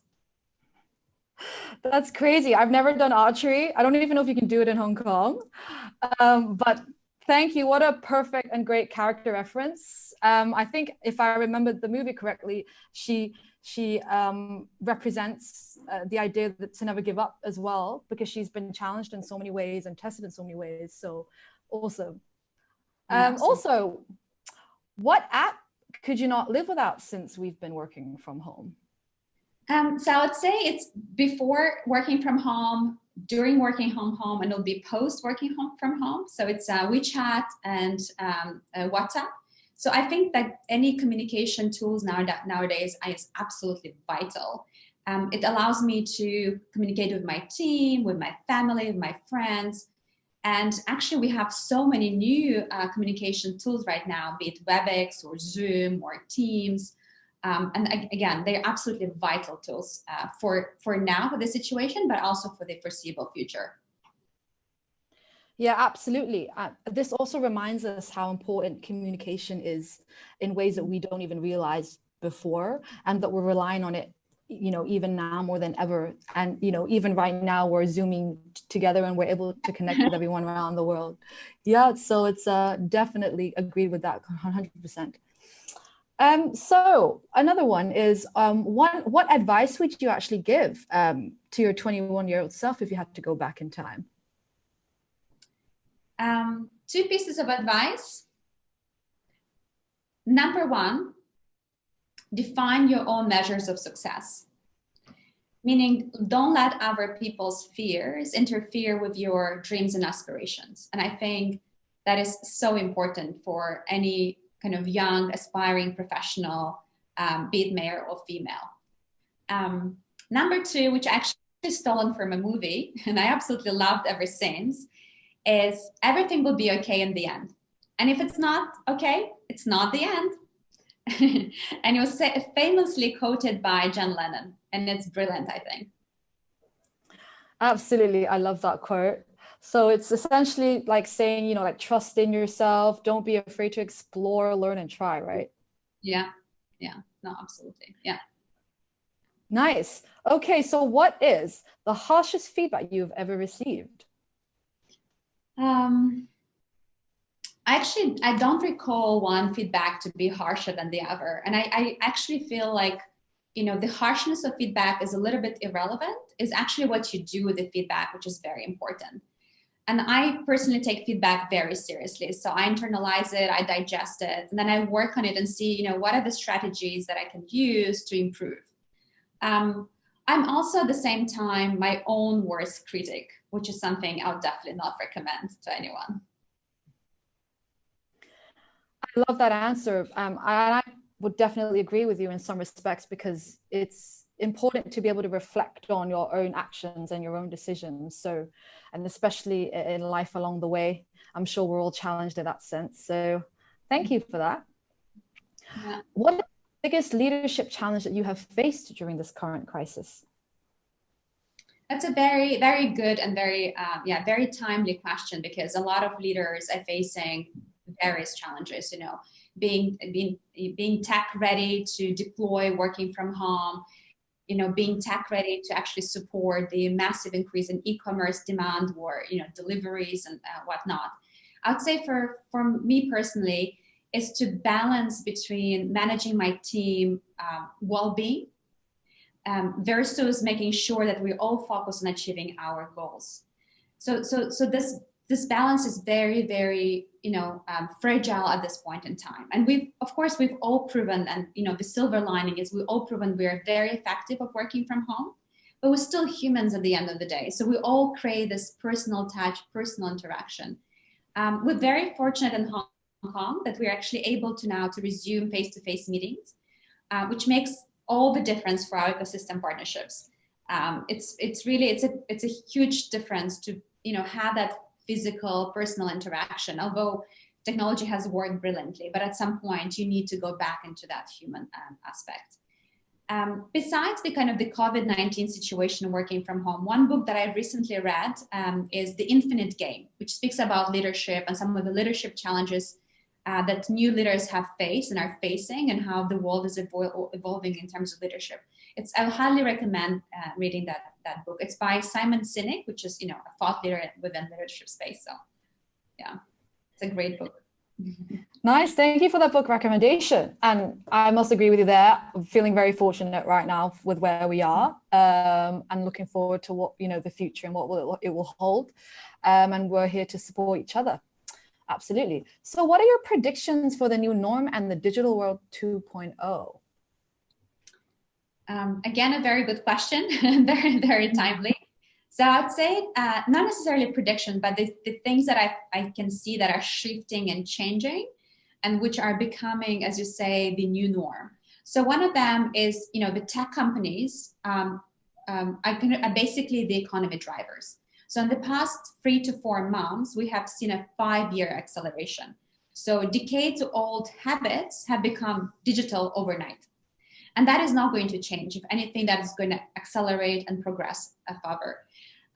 With that, actually, you know, people are much more open to digital banking and fintech, which is the space that I operate in, which is great news for DBS and myself. And so now we're able to have these conversations with other banks and other players in this space, which are much more open-minded. So to give you an example, you know, before banks are looking at fintech with curiosity, but now they're looking at fintechs with solid interest. So that's kind of number one. Another change is innovate and die. And that is absolutely happening now. We've been talking about it for years now. However, it's truly every single company at any size are embracing that. They are innovating day in, day out, and which means that on-spot innovation becomes part of their DNA, which is, very refreshing and very good to see. And number 3, I would say, tech plus innovation brings us to ecosystem partnership. And again, this is a space that we've looked at quite closely and working in on quite significantly, and allows us, DBS, to make, to play a key role in the in the region and also in the space. And we're having great conversations with large corporates, with techs and fintechs, of how to build those ecosystem partnerships. So it's definitely a space to watch out and learn more about. I can't agree more. And it's proof, we must come together and support each other. And I also recently read an interesting, cool quote that I really like. I thought I'd share today. I think by John Chambers from Cisco Systems. And he says, if you don't innovate fast, disrupt your industry, disrupt yourself, you'll be left behind. And it's I feel like it totally relates to everything that you've just said too. So thank you for that. What do you think will change permanently in your industry then? And what changes are here to stay? So what we're seeing within kind of the fintech space and the banking space is that the large, the fintech giants, we call them, are all entering the banking industry, right? So Alibaba, Facebook, Tencent, you name it, they all have, put their feet into the banking space. And vice versa, all the banks are trying out to enter the tech space. And that is a change that has been happening, and it's definitely, here to stay. Again, just not to repeat to myself, but we are very well positioned to embrace that. I think every single bank in the space should embrace that. And collaborate with the techs, because they, at the initial stage, they're just trying with, no-brainer products with simple payment systems. But with time, because they do have the data, they do have a sophistication of the tech, they'll be able to do things which are like beyond what we're doing right now, which is great. And yeah, I would say it's the techs entering the banking and the banks entering the tech. Yeah, very exciting space indeed. And now I want to move on to some fields of expectation and desire. So what are your hopes for the future then? So I'm actually I'm an optimist. So I see quite a lot of exciting things happening for the next generation, like being flying cars or Mars colonization. It is going to happen. It's there. It's now already happening, actually. It's just, how do we commercialize it and bring it to scale? But personally, on a personal level, with my involvement for Save the Children, I have traveled to so many refugee camps and shanty towns, and I have seen too many children who, are deprived of the basic rights like, a decent education, shelter, and love. And I do hope that with time, we'll be able to provide this basic right to every single child. And I also believe that we have the responsibilities to do so. So that is my hope for the future. That's very touching. And Mariana, you are a woman of many hats. And you're not only an innovative leader, but you supported NGOs in the past. So I'm personally very much admire your drive and your past experience and your knowledge. So thank you for that. And here's an out of the ordinary question. What one weird fact about you, actually? Okay, I'm not sure if it's weird. Maybe it's more like unique. So I was born and raised in Moldova, and I'll be very curious to see how many people are able to point on a map. You let me know later. Anyone got a map? Yeah, and you know what? That is actually not weird. I think that's really cool. I think it's a very unique identity, and I guess it makes for a great conversation style, wouldn't you say? Absolutely. Test a bit of IQ. Yeah. Also, and I have one last question for you, actually. So what's your motto in life then? So my motto in life is learn from yesterday, but live today. Nice, short and sweet. I like it. Yes. Well, hey, what a way to end today's live feed. Thank you, Mariana, so much for allowing us to share beyond just your title, because this enables us to inspire others listening in. And thank you, everyone, for tuning in and listening in at Beyond the Title. We can't wait to have you, Mariana, at our Reshape Virtual Summit on June the 11th. So thank you for letting us deep dive into your life today. Thank you. My pleasure. Thank you. And look forward to it. Anytime. And thank you, everyone, for listening. I'm Kirsty from Beyond the Title, and see you soon. Japanese term for which basically means your reason for being, the reason you jump out of bed each morning. So what would be your ikigai? So at the core of what I do, it's really about communication. It's really about storytelling, whether it's my role as a management consultant, part of which is problem solving, but a bigger piece to that, in my opinion, is to do with how do you convince a client, right? And then my role as Disney host, it's always to do with storytelling as well, and even the things I do now. So my reason to get out of bed every day is to help improve how people communicate. Particularly, my hope or my dream would be to see people become a better communicator. Yeah. Wonderful. So, I mean, are you exploring other sort of avenues for this, where either you're going as a speaker or as a coach? That's right. That's right. So I've been doing on the side. I've been doing presentation coaching a lot as well. And going forward, I'll be looking to invest more of my time and resources into that space. Yeah. Well, that's wonderful. Okay, that must be a very, I think, sort of rewarding sort of side to your career. Indeed, indeed. I mean, communication storytelling has always been a big part of me. I do believe that fundamentally we're all gifted with very different capabilities. But if you cannot deliver that, if you cannot present that in an effective manner, those gifts would be pretty much not effective. So it's really a lot to do with storytelling. Yeah, the message would sort of be lost. That's right. Okay. Indeed. Okay, we'll move on to the next question, which is, which movie character best represents you and why? Yeah. It's a little old school, but I like Rocky a lot, Rocky the boxer. And particularly, that's right. Particularly, I like Rocky because of this one specific quote. And he said, "It ain't about how hard you hit. It's about how hard you can get hit and keep moving forward." And as I remember that quote.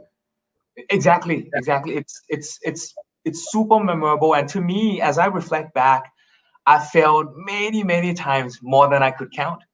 But it's really the fact that it doesn't really matter how many times you fail, but as long as you get back up more than the times you fail, you eventually succeed. So it's not about if you succeed, it's about when you will succeed.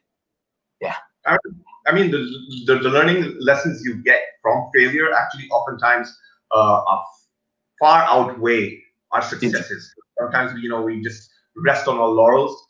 I think the failure would definitely absolutely. Especially, I think that's very relevant in the current crisis that we're facing, and people are facing all these difficulties. I think that quote would resonate with a lot of people. Indeed. All right. Okay, moving on. So, what app could you not live without, especially now working from home, and why? Good one. I think there are a lot of apps I can't live without, whether it's Zoom, whether it's all the social messaging apps. But I think the one that I really can't live without would be the food delivery apps. Whether that's like Grab Eats, Uber Eats, Grab Food. And it's really because I think food is the best way to deal with crisis. Good food is always happier life, always equate to happier life. So I think food delivery app would be my final answer. Okay, that I wasn't expecting actually, but that's pretty cool. Yeah. Yeah. Okay. So the next one is, what advice you would give to your 21-year-old self? So I think as I reflect back, my 21-year-old self was someone who would invest most of his time to cover up his weaknesses, rather than trying to strengthen his what he's already good at. So my advice to him would be to invest all his time and resources to do the things you're already good at, rather than spending and investing his time to do something he's not good at. Because at the end of the day, I realized it's not about getting good at everything or being okay at everything. It's about picking your avenues and being really, really, really good at those areas such that you'll be known for it. So I think that would be my advice. You believe in going in for that specialization. And being the go-to person for a particular thing. Exactly right, yeah. What would yours be right now? So I think to me, the core strength has always been communication, storytelling. So anything to do with that, and my roles in the past has always been building onto those capabilities as well. So that would be how I define it. Yeah. Wonderful. Okay, this is interesting. What's the harshest feedback you've ever received? Oh boy, I've definitely received a lot of harsh feedbacks. So. But I think the harshest one is perhaps when I was 18 years old, and it was by 10 of my close friends at my university. It was almost like an intervention, where basically the comment or the feedback was that I was such a perfectionist that I only focused on the quality of the work and not necessarily thinking about how the team might be feeling. And right from that moment, I realized that at the end of the day, it's not about just delivering best quality of work. It's also about the people you're with. You see, people will forget what you say. People might forget what you do, but people will never forget how you make them feel. So from that onwards, I've been a big fan of trying to empathize, trying to focus on building culture. So I think that has definitely played a big role in my life. Yeah. So I mean, okay, it might have been harsh, but it had a positive effect on you, right? Indeed, definitely a very positive effect on the trajectory of my life for sure. Yeah. And especially, I think in your career now as well, that whole team building and taking the team along with you would actually get you bigger and better results, anyways. That's right. Awesome. Number 6. So the biggest leadership challenge you are facing during the current crisis. So I'm running a small team now, trying to build content, trying to build like a social media type of platform, right? And the biggest challenge I've seen, especially during this crisis, is as a result of social distancing. So personally, I'm not great with connecting people through the digital medium, or personally, I don't like it. I feel as if it's very difficult to try to make those connections online or trying to strengthen those connections online. So I think social distancing, particularly building trust, strengthening interactions with my team has been very difficult. But I mean, in that sense, one of the things we have been trying to explore is trying to be social during social distancing. And in that sense, it's about keeping close touch, finding time outside of work to do coffee chats, to do virtual dates, stuff like that. Yes, and that's helping sort of build that sort of more intimate connection. Right, that's right. I think it's helping, but it's still definitely still a big challenge for me. I completely, I can feel your pain because I have a fear of cameras myself, and me getting moved to actually open my camera in meetings, it took a lot. So like it is kind of unnerving for a lot of people. And no, I can't tell at all. I think we're bonding pretty well, so. So far, you don't know how I feel internally. Yeah. Okay, so what are your predictions for the new normal and what people are calling digital world 2.0? I think the big piece to that, or my big prediction, would be that work from home, particularly learn from home, or this solutions around online education would play an increasingly important role. I think it has proven that work from home model and learn from home model is indeed feasible. So I think going forward, we will definitely see a lot more of that. Okay, I mean, I've heard companies like Twitter has already announced that, yeah, everyone's going to work from home from now on if they want to. Indeed, which is crazy, yeah. Any sort of predictions for how the consumer behavior has sort of changed, and if it would be permanently changed because of this crisis? Yeah, I mean, there are the typical ones like all the e-commerce trend and stuff, right? But particularly what I'm interested in would be around like this online type of education consumption. So, for example, the second half of my second semester at HBS at Harvard Business School was actually done through the online platform, so done through Zoom, and I realized it's actually not bad at all. There are definitely a lot of advantages. For example, we could bring in a lot of very different guest speakers from around the world in a particular Zoom session, which would have been very difficult in a real life classroom. So I think going forward, consumption of online education will be, we'll definitely see a lot more of that. Okay, yeah, technology obviously will play a huge role in connecting people there. That's right. Okay, yeah. So, and what do you think? What changes are here to stay? I think from a personal standpoint, I have been spending a lot of time at home, and I think from a personal point of view, I realize when it comes to happiness, we don't necessarily have to travel far and search outside, where in fact happiness is a lot to do with something within. It's a lot closer than we think. So I think changes that are here to stay, the one big one would be that I think people will spend a lot more time at home and realize that sometimes you don't have to go out there and search for this, big experiences, but it's really what we have available in front of us all along. Yeah. I'm personally also experienced this where you figure out a way to be more self-content with, okay, I don't need all these external sort of influences and sort of stimulations. I can be happy doing things. Okay. That's right. And what are your hopes for the future? My hope, I think tying that back to my Ikigai, I think my hope for the future is to see most of us as better communicators. My hope would be to help play a role in changing the world one voice at a time. That would be my hope for the future.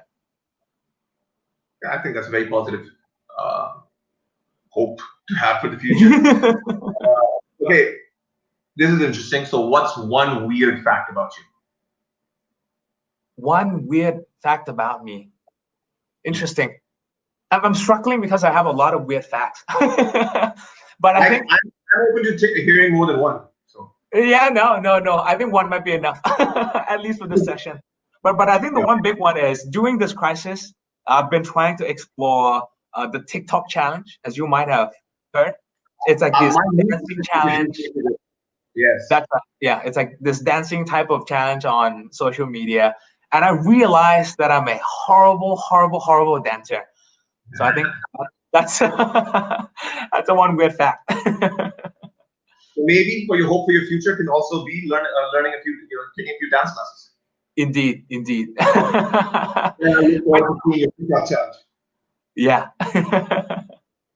Okay. And now we finally come to our last question. And so what's your motto in life? I think the one big one is that life is too short to do something you don't love. And as I reflect back, every single role I've done, it's always something I'm deeply passionate in. And I think if you are someone who didn't necessarily find that yet, just keep searching, and I think one day you'll find it. Again, it's not about if you'll find it or not, it's really about when you'll find it. Yeah, and it's never too late, actually, to keep on searching and keep on exploring. Absolutely. Absolutely right. That I will follow that motto of yours, actually, if you don't mind. I'll steal it from you. Not at all. You can't steal what is a gift. So that is very, very gracious of you. Okay, I mean, that was wonderful. I got to see, a more deeper side of you, and thank you everyone for tuning in. And Max, I look forward to having you at Reshape on the 11th, and we'll dive deeper into what you do and how you bring success to your teams. All right. Likewise. Thank you, Sir. Thank you, everyone. Bye bye.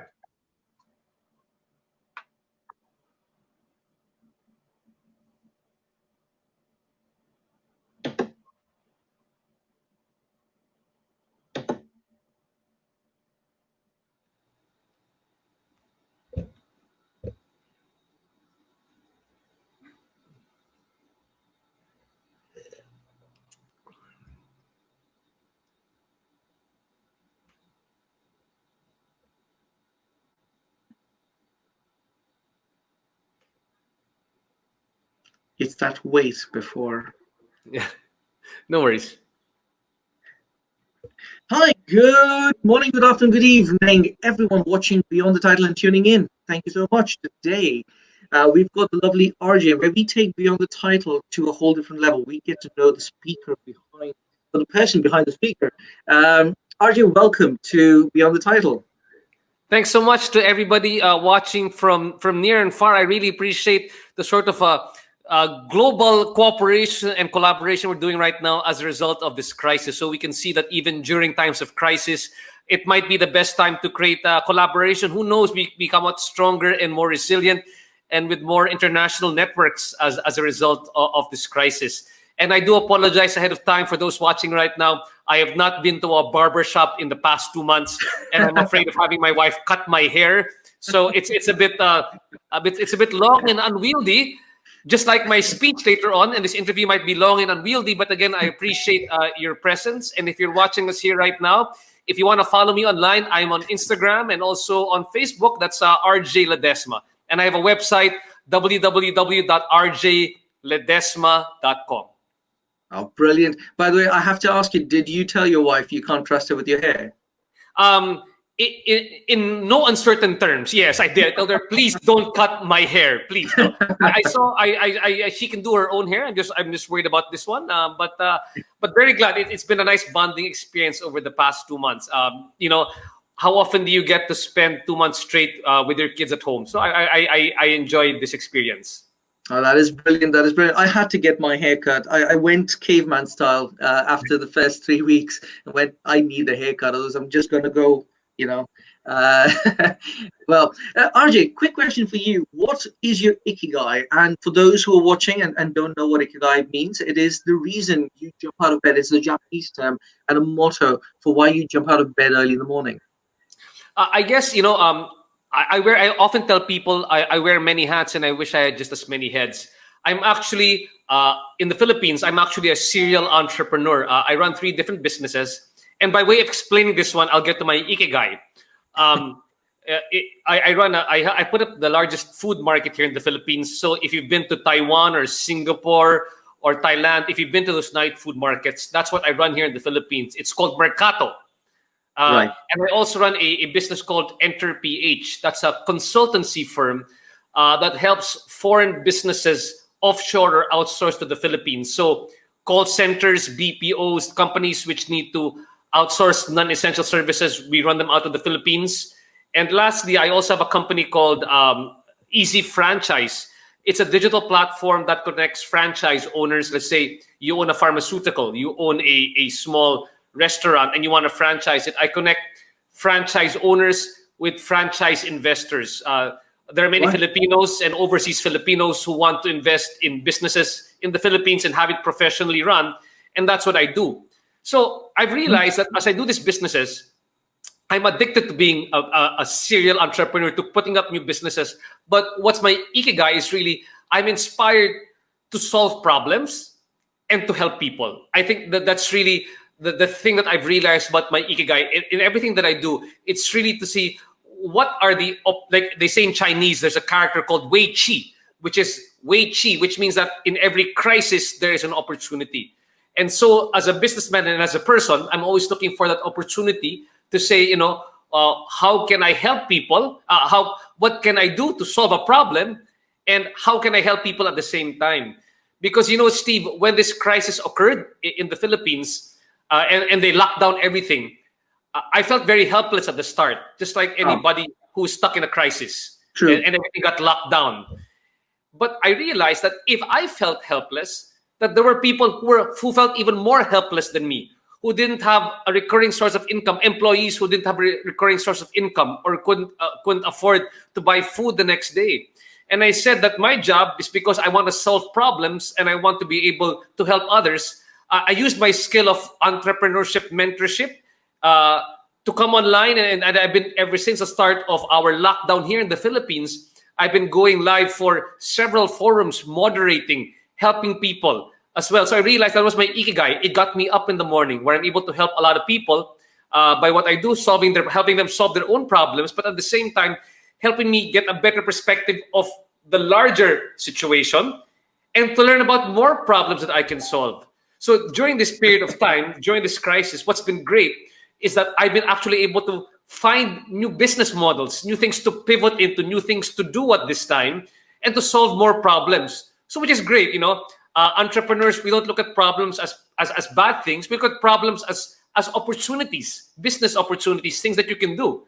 Because like Steve, I'm sure you've been to many startup competitions and pitching competitions. What's the first question the venture capitalist will ask you? What problem are you trying to solve? Yeah.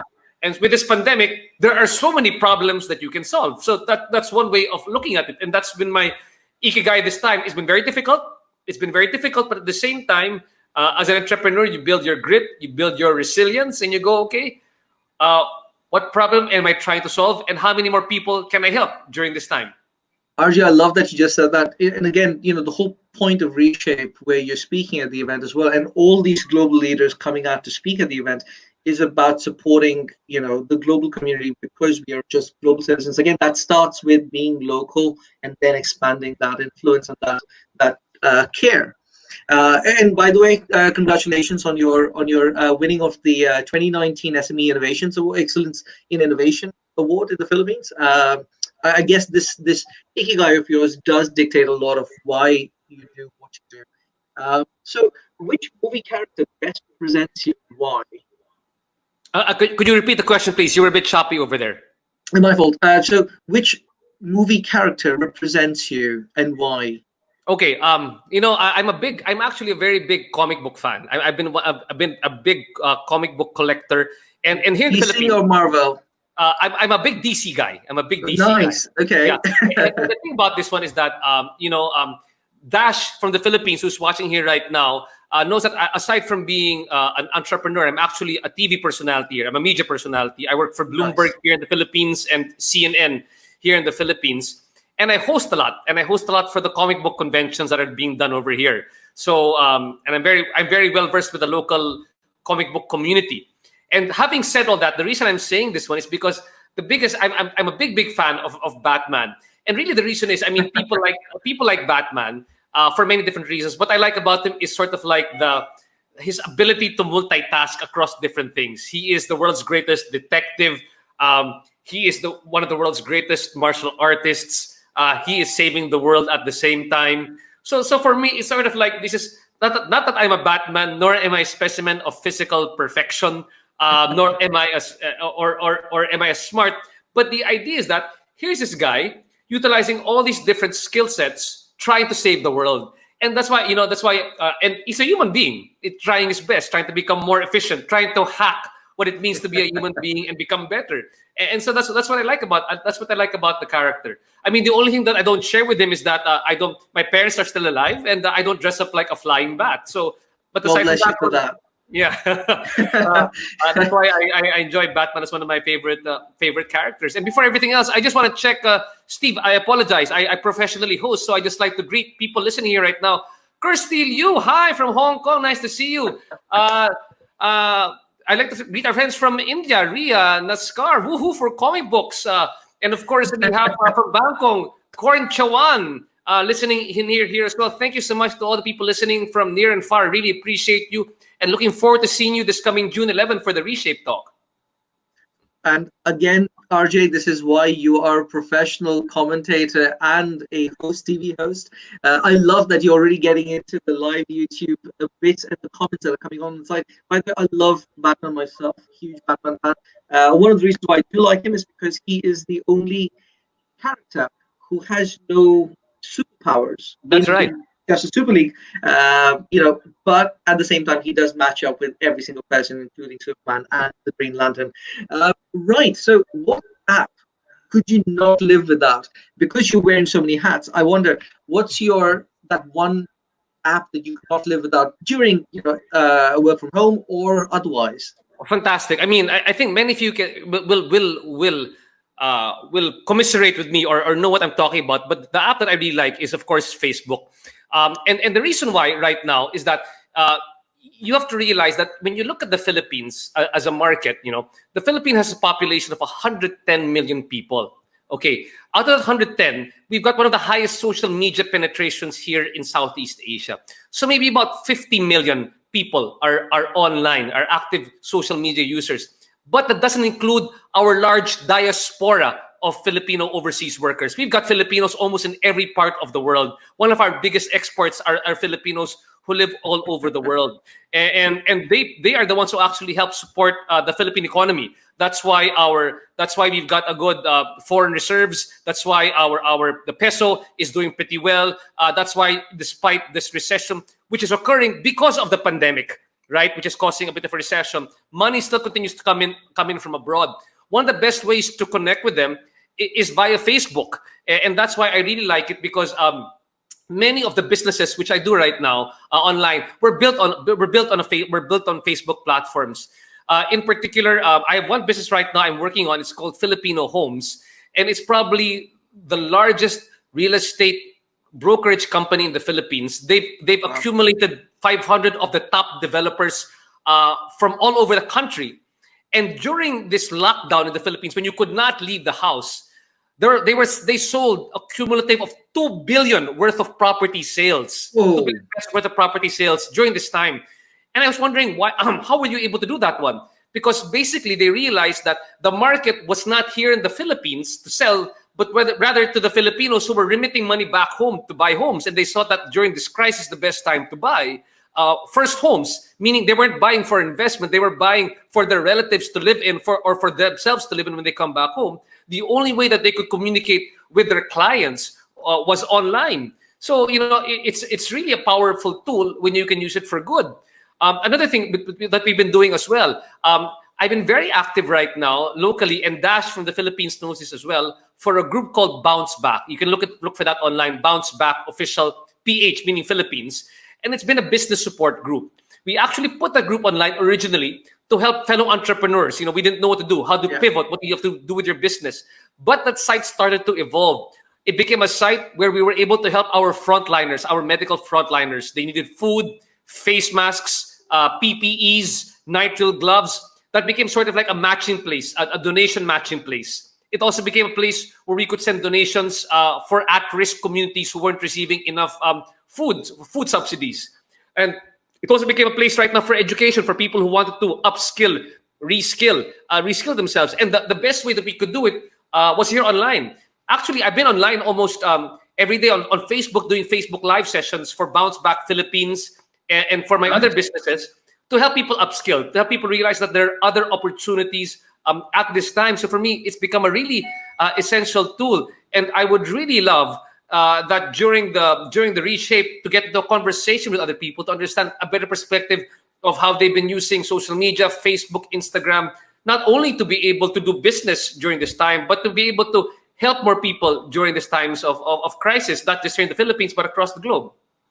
I'll completely get you on that. And again, Reshape does have upskill sessions running at the event, so I hope people will take advantage of that. Now, because we're running kind of short of time, let's go straight through these, because I really want to get to get the real you, RJ, out in front of everybody. So, what's the one advice you'd give your 21-year-old self that now you've seen so much, and you've experienced so much, and you've done so much? Okay, I think one of the things that I would tell myself is that things get better. Things get better. And the thing is, what you planned for yourself at that time might not be the best plan for yourself. And I know I might be waxing a bit religious here, but I think the good Lord has got better plans for you than you might have for yourself. Because at that time, I think I was 24, 25, and this is going to get into your next question about what's my biggest failure. I went to one of the top universities here in the Philippines. I worked for Procter & Gamble as a brand manager in my earlier part of my career. And I really went there because I wanted to go to one of the top Ivy League schools in the States. So I applied for Kellogg, Northwestern, and Wharton, and Harvard at the time. And I thought that because I had a good college record, I had a good job, multinational company, that I'd be a shoo-in to get into a good MBA program. And for people like myself, whose business was always the main thing, right? Was my main vision to become a prominent business person. That's sort of like your track. If you want to be a doctor, you have to do this one. You want to be an engineer, you have to do this one. For me, it was like an MBA in an Ivy League school in the States. But you know what? After I applied, what happened was that I thought I did good. I applied for Kellogg. I didn't get in, so I felt bad. I applied for Wharton. I didn't get in. I felt even awful. Finally, I got a letter from Harvard. And when I got a letter from Harvard, it said, you are one of the 10% we are considering for this batch, but we have to interview you in person or on the phone to see if you get in. So what happened there was that I took a leave from work. I flew to the States for a 5-minute interview to do this one. Wow. And then 2 weeks later, I got a letter coming back to me saying, I'm sorry you did not qualify for Harvard's school year this year. And I felt really bad. And for me, that was a failure. But, I didn't realize at the time he was just trying to build a lot of grit and resilience for me. Then eventually, after I didn't get in there, I found out that there was a degree being offered in the Massachusetts Institute of Technology, MIT, for real estate development. Nice. It was actually my family business, which I wanted to do in the first place, real estate. And I actually got into that program in MIT. And at the end of the program, I delivered the speech, the commencement speech at the end of the program. Not that I was the smartest in the class, but probably just the more verbose in the class. So again, things got better. But after I graduated, things got worse again. I graduated 2 weeks. I graduated 2 weeks after 9/11. I might look young, but I'm not that young anymore. So jobs weren't available. Then the U.S. economy burst as well. So all I want to tell myself at the time, things are going to get better. You can never expect, God has better plans for you than what you plan for yourself. So don't worry. You might be tested here right now. The same thing for doing business here in the Philippines right now. I'm sure Dash, who's watching right now, or Kirsty, who's in Hong Kong, and in Ria, and people are friends from India. As we're under this lockdown, we're going, oh my gosh, I can't do business. What's going to happen to me right now? But what's also emerging for me right now is that, hey, there's a lot of opportunities which I did not see in the past. I could take out of the things which didn't seem to make sense with the business and focus on core things. And that's what really excites me right now. I read something on Facebook very recently where somebody shared that he closed down 4 restaurants in the States, and somebody asked him, why are you furiously writing something down on your planner? He was saying, you know what? It's okay to lose money. What's not okay is to lose your ideas. So you can run out of money, but what you can't run out of as an entrepreneur are your ideas. What are you going to do next? And then, it goes back to the talk that I'm going to be giving. So again, I'm giving the talk June 11. It goes back to the idea again of the entrepreneurial mindset. How are you supposed to think in this crisis? What are these new problems you can solve? And how to conquer them and how to move forward from them? Because I actually have 5 models of business innovation, which I want to talk about, of how you can think about in these times of crisis, which I'd love to share with all of you. So again, that's just a plug for the June 11th. Good. Save that for June 11th. I do want people to tune into your session as well, because you're speaking to so many, not just entrepreneurs but also business leaders. What are your top predictions for the new normal and the digital world 2.0? Okay. Particularly for what I like to see, and I'm looking at it more from a developing country perspective, is that, I'm looking from the Philippine perspective because it can sort of grow from there to the rest of Southeast Asia. It is really looking at how we're going to be able to use technology further to disrupt and to improve things. There's been a joke that was going around online which said, what is causing the digital transformation of your company? Is it your chief executive officer? Is it your chief information officer? Or is it COVID-19? Obviously, it's COVID-19, right? Which is causing a lot of digital transformation. But it could be digital transformation for the good. What am I talking about in particular? This could accelerate financial inclusion applications, agri-tech, logistics, and bring a lot of these systems online. People have seen if they say that they're going digital, it's not the full process which is going digital. So there comes a part where you're out of the process again, then you go back digital. Now the people who've been the most successful, like the company Filipino Homes that I was talking about, was able to close 2 billion worth of sales for real estate because they brought their developers online together with their brokers, and the whole process was over there. So what we're seeing right now is what I think this might do is accelerate digital transformation, especially even in developing countries. And they realized they have to develop more financial inclusion apps. More people who were not using, let's say in countries like Nigeria, almost everybody uses their cell phone to transact money. There's no more cashless transactions going on. I'm seeing more financial inclusion coming up, emerging, particularly in developing countries. I'm seeing that in the Philippines, everybody was doing, not only 5% of people are banked, about 95% aren't banked. So right now, with these type of things happening, more people will be brought there. Also at the same time, because many supply chains were disrupted during this time, I think that they'll have to build better agricultural supply chains. It's going to improve agriculture. At the same time, it will vastly improve agriculture. I think more technology behind it, better supply chains behind it, and countries will be forced to become more reliant on themselves in terms of agriculture, not anymore relying too much on importing, because I can't rely now on, let's say, a steady supply from India or China or other countries which we're importing from right now. And I also see what's going to be growing right now in terms of, because food is my main business, is that we can develop specific services which cater to the senior citizen market, who largely were those who were told to stay at home because of the crisis, because they were the most at-risk communities. So how can we deliver better online experiences to the senior citizen market? And I think that's going to be a big thing as well. And in terms of health and food, developing more immune boosting products, I think this is what's going to happen here as well. And last but not the least, I think people are going to be building a lot of improving their logistical capabilities, improvement in logistics apps, in third-party services. These things are going to be building at the same time. And I'm just getting to see a feel of these different things because of the different industries that we're doing over here. See, I love that you already mentioned that, and yes, so touching upon a few of those things, right? Governments are going through this phase, and I'm happy that Philippines was able to do that in such a short time, where you were able to buy land and do all the processes online, which meant people who were stuck behind borders or stuck on the outside of the world were able to still go through that process. Another lovely thing you touched upon is there is definitely going to be a change in convenience for especially the at-risk community in the world. So those are your older generations. Those are the younger generations as well, who are now more comfortable shopping online, shopping for key groceries. And we also see the rise of dark stores. Again, this was a theory in 2015. Of course, a few companies did implement it, but in 2019, 2020, we are seeing a lot more resurgence of DTC and dark stores. Now, what are your hopes for the future? Well, well, primarily for me, if you look at, I look first internally to the Philippine economy, and I think that it's really been a great reset.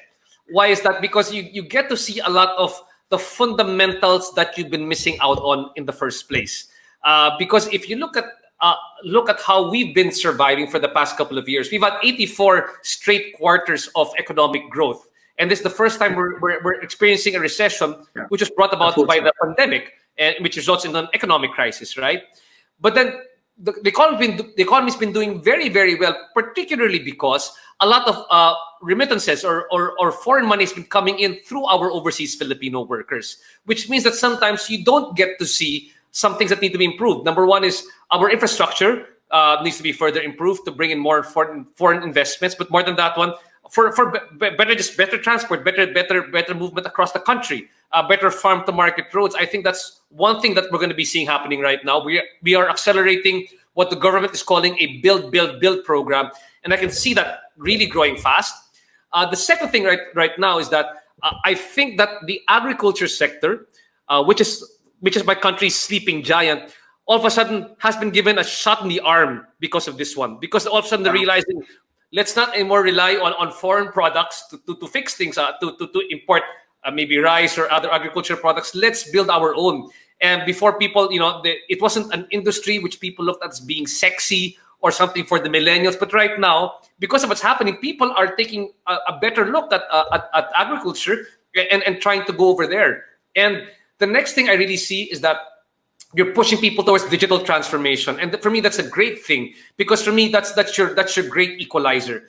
Right now, everybody is selling things online. I call them hyper local communities, like via Viber, or even on Facebook buy and sell. But that's pushing many people who weren't online in the past there. That means you're getting more people used to that. They're getting used to that one. So that way, it creates faster transaction, smoother transaction. And I think that will really help also quicken the pace of the economy, especially if we live in countries where there's a lot of red tape or bureaucracy. This will really help out a lot. This will help out a lot of the countries who are experiencing that one. You're so true, and we are hoping that this will give a whole new boost to the agriculture, the food tech industry as well. Exactly.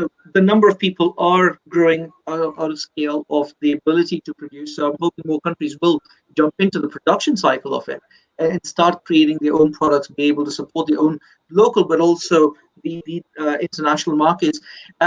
So apart from the fact that you don't want your wife to touch your hair and cut your hair, what's the one weird fact about you that others have not known of yet, or we as the YouTube community don't know about you yet? Oh, well, that's interesting. So, number one, I was actually a writer. I'm a book author. I have 6 best-selling books. My mom bought most of those books. I'm a 3-time National Book Awards finalist. So my book was congratulations. So that's one thing. I was a columnist for the newspaper for the past 10 years, and I'm a writing fellow for the University of the Philippines. So writing is another passion I used to have before doing this one. I'm actually a professional host, like I said. So all modesty aside, I'm a 3-time best male host here in the Philippines in the largest awards-giving body, and I host both for CNN and Bloomberg. But the hosting really is something I like to do because I like to talk to people and then bring out their stories. And as you can see, I can keep on talking without having much prompting. And to our friends from India, I want you to know that, back in 2004, I actually got certified to be a primary Ashtanga yoga teacher. It's been my dream to go to Mysore, India, to train also as well. And I was an ovo-lacto vegetarian for 10 years, which is not easy living here in a country of carnivores. But yeah, so that's what I did. I was a yoga teacher. I'm a writer. I'm a host. So I do many things. And I'm also, well, you can see those flags in the back, right? Well, technically, that's a flag of Montenegro. My wife is the honorary consul of Montenegro to the Philippines. So that means that she represents Montenegro here in the Philippines. Myself, I am the consul of Monaco. I represent the Principality of Monaco here in the Philippines. So I wear many hats here in the Philippines. I wish I had just as many heads. And again, I do love that you're wearing so many hats and you're able to juggle them well. I think it's part of your bio, right? Man of many, jack of many trades, but also master of many. We try. My last question for you today, I'd love to know more about, what is your motto in life? What keeps you going? What keeps me growing? Well, every day I'm going. What keeps me going? I think what I am truly inspired by is just, I am somebody who is in love with creating ideas. In my company, Mercato Central, my wife is the president. When we had a lot of creative arguments about this one, where eventually she became the president and I became the chief innovation officer. And my job is to keep on searching for new ideas. That's why I talk to people. I talk to people. I moderate. I listen in. I participate because that's where the ideas are generated from. And their job is sort of like to filter all that and to try to manage my enthusiasm in doing all these different things. But every day there's something new to learn, and I sort of like to bring that to the plate. So that's what keeps me going. I'm inspired by creation, by creating things, and by helping people. And for me, that's what I like, because during this crisis, 2 to 3 to 4 new ideas came about, and what they really have to do is hold me back and say, stick to the idea that is the most, I guess, income generating or with the biggest potential. And it's difficult when you've got so many things flowing into your head at the same time, and you're seeing opportunities left and right coming at you, and your brain explodes with these ideas. So that's why I was a bit sad, because every week I used to have a weekly column. I was a humor writer, and people really like the columns. The thing is, it was like an act of creative inspiration every week to do that one. And much of my brain power was stuck with the creativity for nonfiction writing, and it didn't go into entrepreneurship enough. So sadly, I had to give up writing a few years ago. But then now, this total brain power is focused towards building business, which I also think is great for the stage in my life. Exactly. And for the stage the whole world is in right now, you've also been able to help your local communities because of it. Thank you so much for that, RJ. I loved actually speaking with you. I do hope to get to know a little bit more about you and also listen to your journey as well as the experiences you've gained during this time that will help propel you and your communities forward at the Reshape on June 11th. If for you who are watching this video, do check out RJ Ledesma on Facebook or his YouTube. You have YouTube Live, right? I'm not mistaken. I have YouTube. That's RJ Ledesma, but you can also follow me, RJ Ledesma, on Facebook. I've got a private page and a public page, and I also have my website, www.rjledesma.com, and also my Instagram, RJ Ledesma. Please feel free to join me over there. Would love to start a conversation with you. And if any of you around the world are listening and you're figuring out, can you do business in the Philippines? Can you set up a business in the Philippines? Can you offshore or outsource to the Philippines? Please let me know. We'd be glad to help you out through my company, enterph.com. Perfect. And for those who haven't registered yet for Reshape, do register to reshapesummit.com. We'll look forward to having you there and also having lovely conversations with speakers like RJ and more conversations there. Have a great day ahead of you, RJ. Okay, thank you so much. God bless. Take care, everybody. Stay home, stay safe. Take care. God bless. Bye-bye.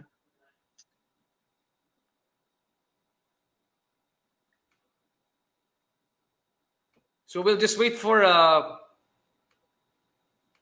Yes. Yes.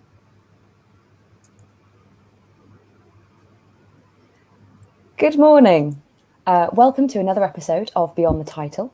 With me today, I have the country head for Love Bonito, Bianca Belnadia. Bianca, thank you for joining us today. Hi. How are you? I'm good. Thank you. Fantastic. It's lovely to have you here to find out a bit more about you. For once, this isn't going to be an in-depth grilling of your knowledge of your area and your expertise. This is to find out about you as a person. As the name suggests, beyond the title, we're going beyond the title of country head and finding out more about Bianca. Thank you. That's a good, refreshing, I guess, conversations that we're going to have today. It's not excellent. So for the first question, I'm going to ask, what is your ikigai? And for those uninitiated watching, ikigai is a Japanese phrase meaning your reason for being or your reason for jumping out of bed in the morning. I think especially in today's circumstances, I think just be grateful and enjoying life despite circumstances. I think that is valid for today. But I think beyond today, I think definitely my ikigai is the people that I lead, also the customers that we serve. And luckily, I'm managing and leading a brand that is purposeful for women and for equality for women. So I think that is what really makes my day quite purposeful, even for myself that's leading the company. Fantastic. That's such a powerful, positive cause. Thank you. Which movie character best represents you and why? This question got me thinking for a little while because I've never really thought myself as a movie character. But I think when I actually think about it, I think a character that's really cool that I wish I am is Daenerys Targaryen from Game of Thrones. Fantastic. Mother of Dragons. I think why is she the one that I picked is because she can really turn any situations to be able for her to just rise up and to the occasion and just, really make the bad, worst situation that could happen to a good one, or in ways that you can still be able to contribute to society. Brilliant. Thank you.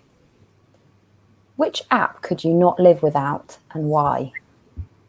Which app? I think especially these days, I think all the streaming apps like we are today on YouTube and Netflix, and definitely for work, Slack and all the Google things that really saved our life, especially when we're working from home.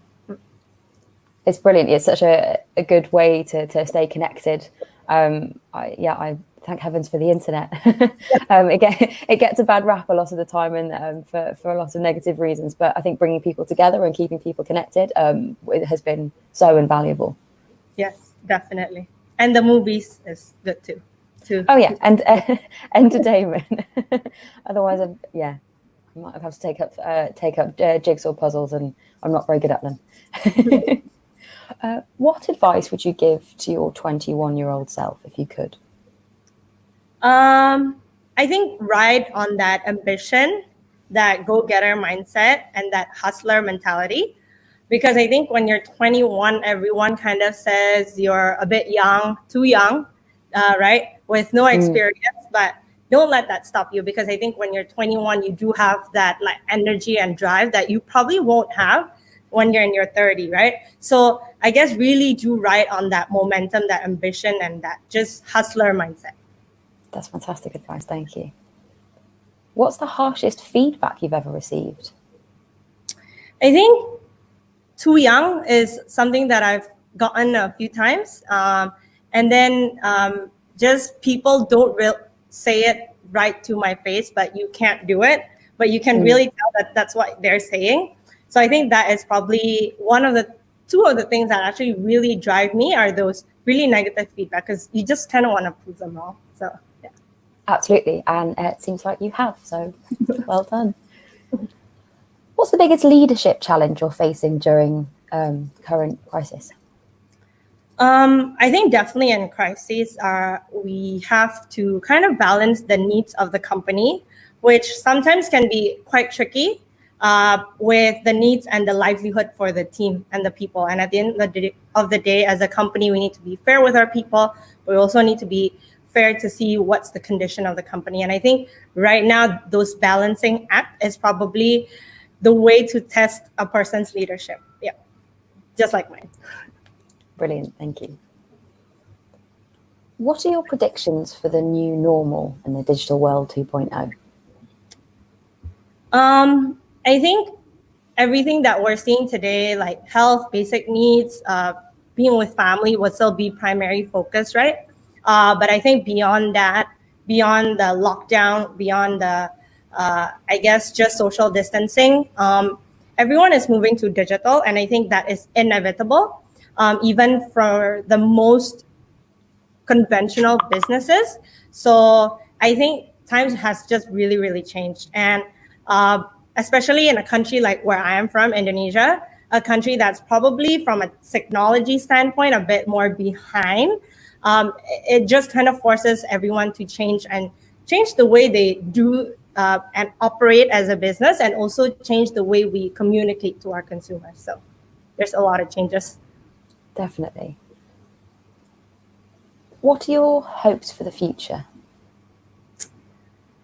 My hope for the future is to not go back to where we were before, because I think that's just, I think there's this period of life for a reason, right? So, but I think for us to evolve as humans, as businesses, and as species to new way of living and contributing to hopefully make this world a better place. Fantastic. I certainly hope so. Yeah. What do you think will change permanently within your industry? I think because I came from retail, and I think retail is probably one of the most conventional businesses there is in the industry. I think that needs to be changed. That will change dramatically.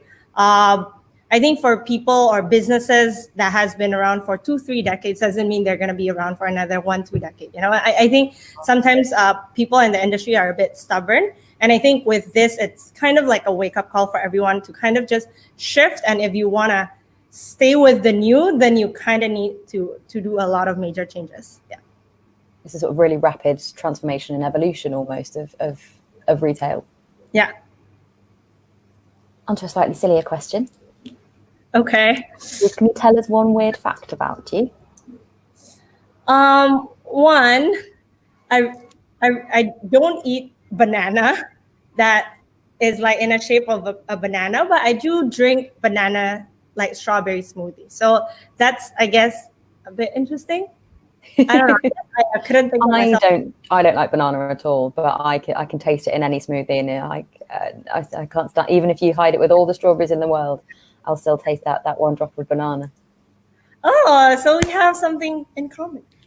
Yes, and I think actually one of our previous Beyond the Title speakers as well, Lena Koscheck from Tom Dixon, she also that was her fun fact, is that she hates banana. So I think we're gathering a good collective of people, and we can take bananas down. Yeah. And I have one more thing. So I guess I was never actually legally able to drink when I was studying in the US. So I graduated when I was 20. So my whole college years, I had my fair share of fun days, but I guess I wasn't technically legal because the legal age in the US was 21. So. You see, should have gone to university in the UK. We can drink at 18. And I'm confident that the vast majority of students in the UK take advantage of that significantly. Yep. What's your motto in life? I think I have a few, but I guess for leadership, I believe that, and someone told me this, and I did not make this up, but a company can only grow if the leaders continue to strive for growth. I think that is one of the, I guess, advice that really struck me.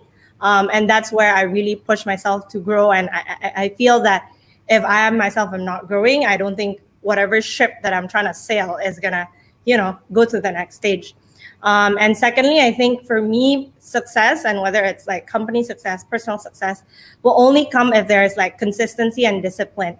So I mean, we hear the saying success doesn't come overnight. I think we all know that. But I think the hardest part is consistency and discipline, because I always say to people, starting a business is easy. I think being disciplined and consistent and just going in and day out to give you 110%, it's where the hard part is, so.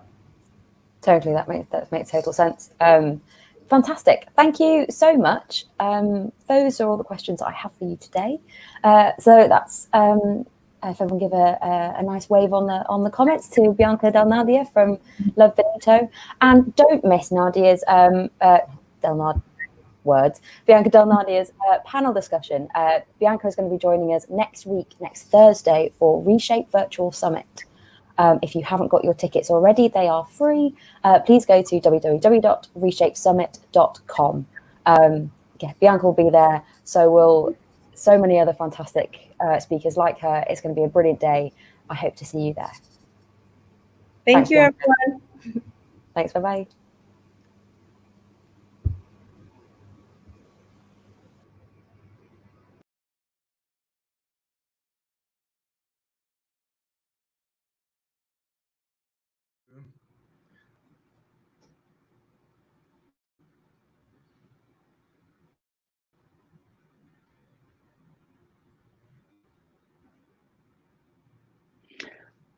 Hello and welcome to the Insider Reshape event. My name is Tony Katsabaris and I'm the country manager for Insider across Australia and New Zealand.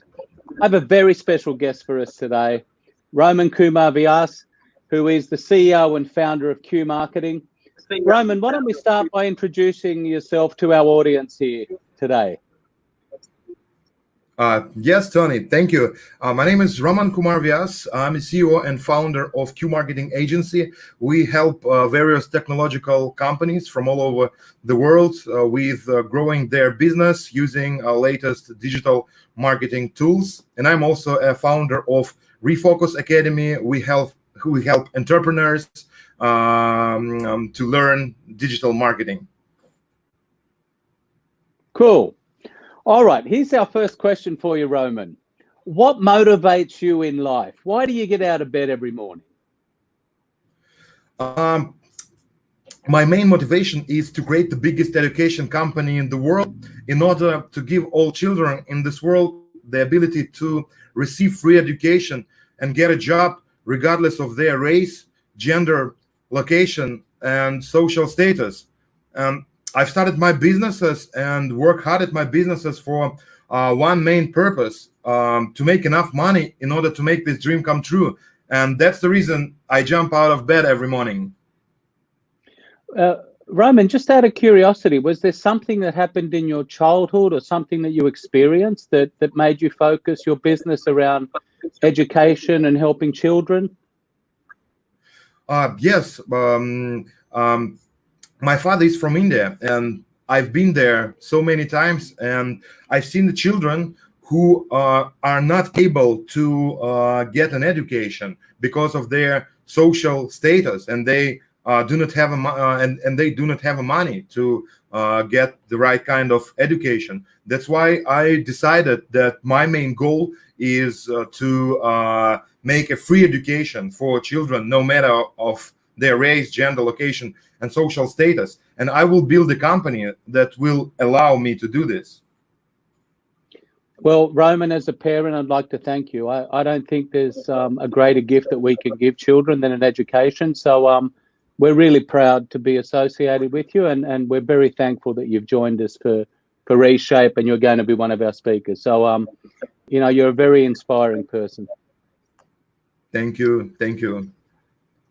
All right, Roman, maybe we change gears there. So if we were to choose a movie character for you, what would be that movie character and why? I think it can be Bobby Axelrod from the Showtime series Billions. I like how he finds new business opportunities and creates new systems by breaking the old ones. However, I do not like how he focuses so completely on money and competition. I don't think that money should be the end goal for a business person nowadays. As business leaders, we need to be concerned about improving our societies, not just about making money. But I like this guy.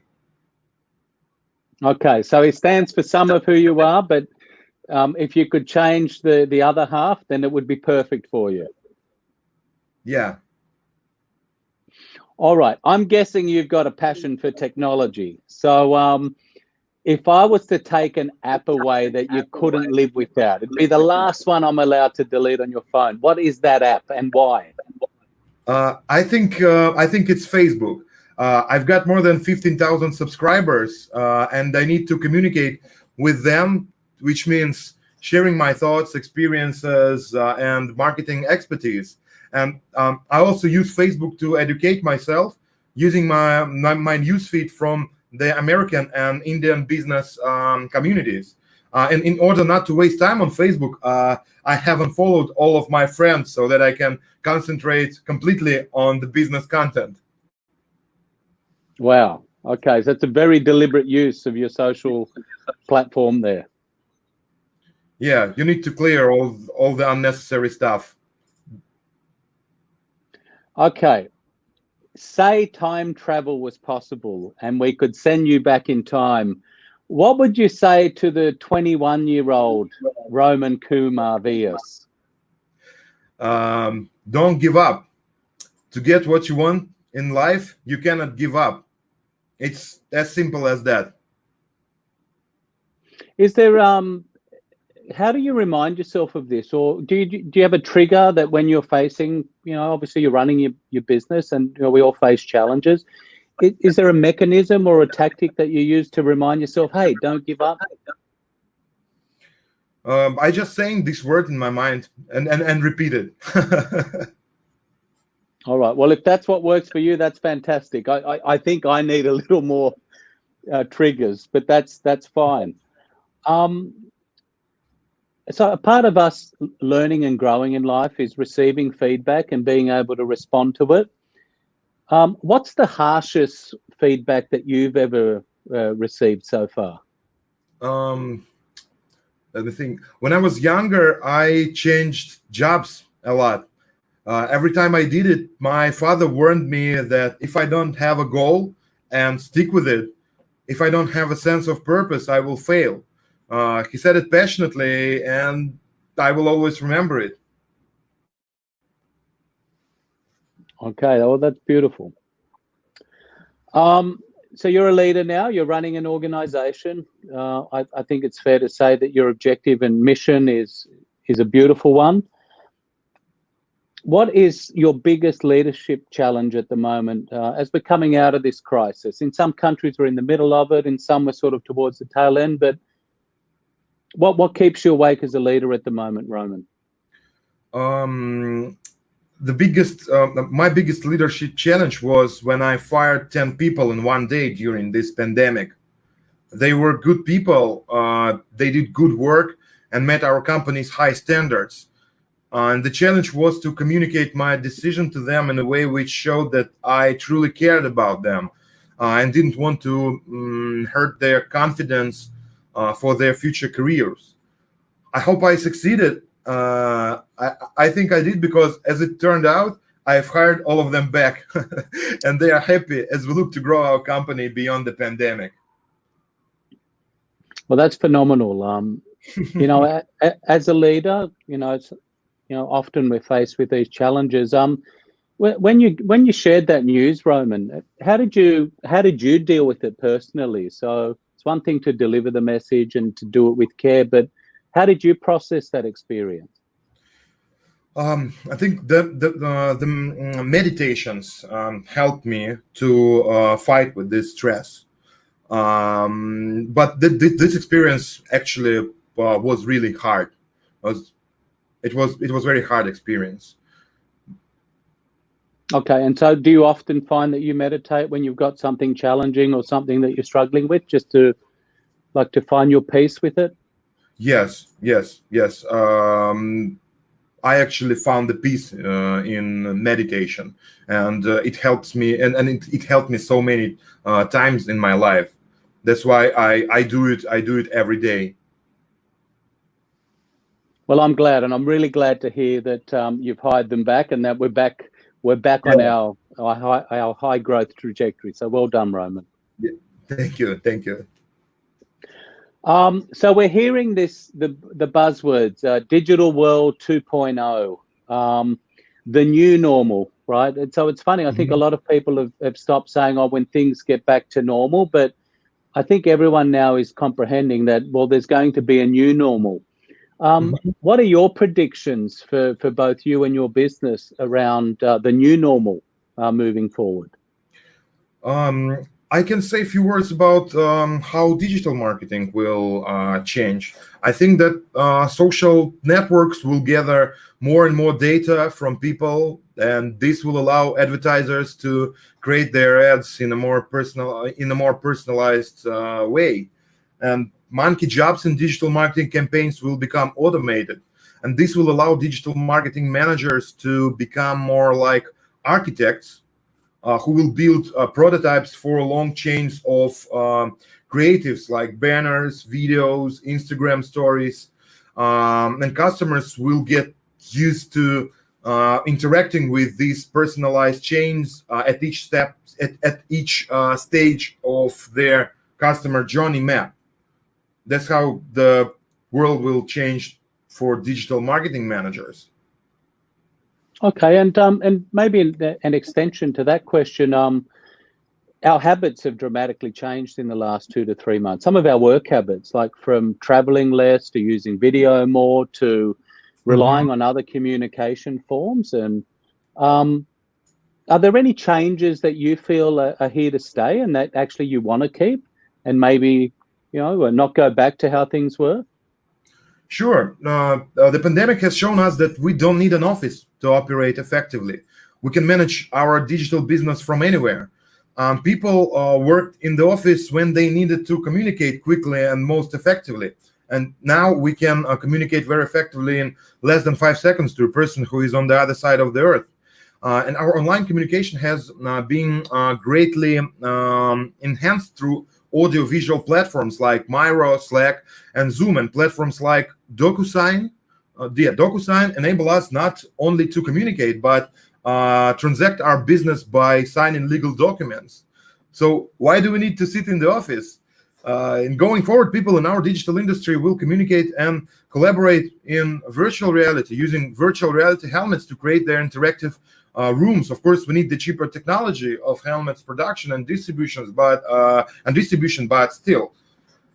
And some of my team and I already use online games like Dota2 to communicate, and we're soon going to lead one of our lessons in our Refocus Academy using Minecraft as a teaching room. And I think this is our future. Wow, that sounds exciting. All right, Roman, if I was a magician and I could wave the magic wand and you could actually determine your future in 5 years' time, what does your company look like? what type of impact are you having, and what are you doing as a leader?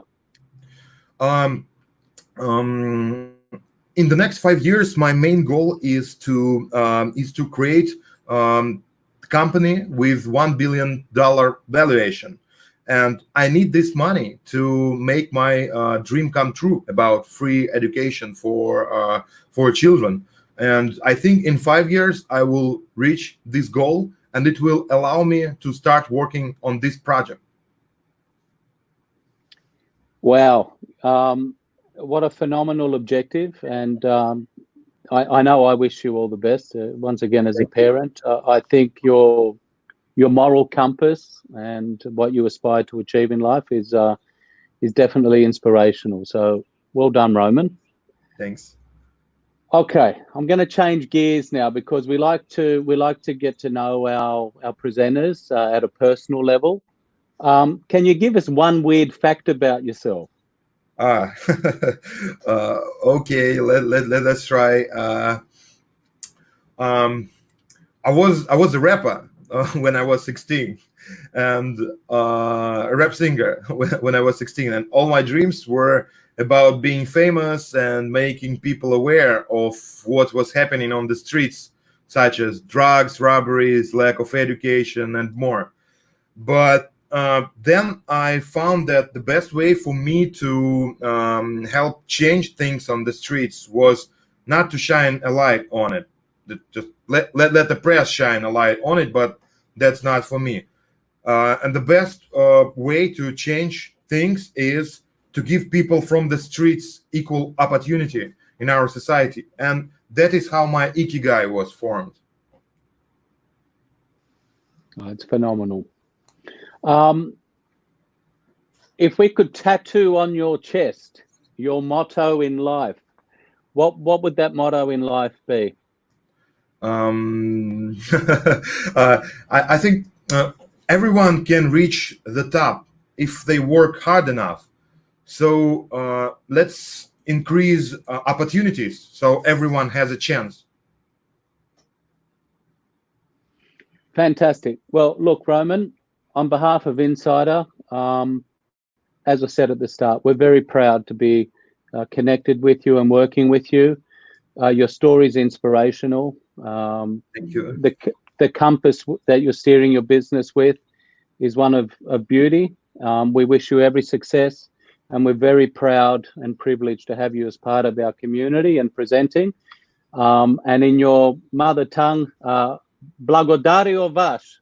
We thank you very much, my thank friend. you so much. Thank you so much. I'm very proud to be the part of your community, and I will do my best to share the latest news and practical life hacks in digital marketing with your respectful audience. Thank you, my friend. Peace. Thank you. Bye-bye.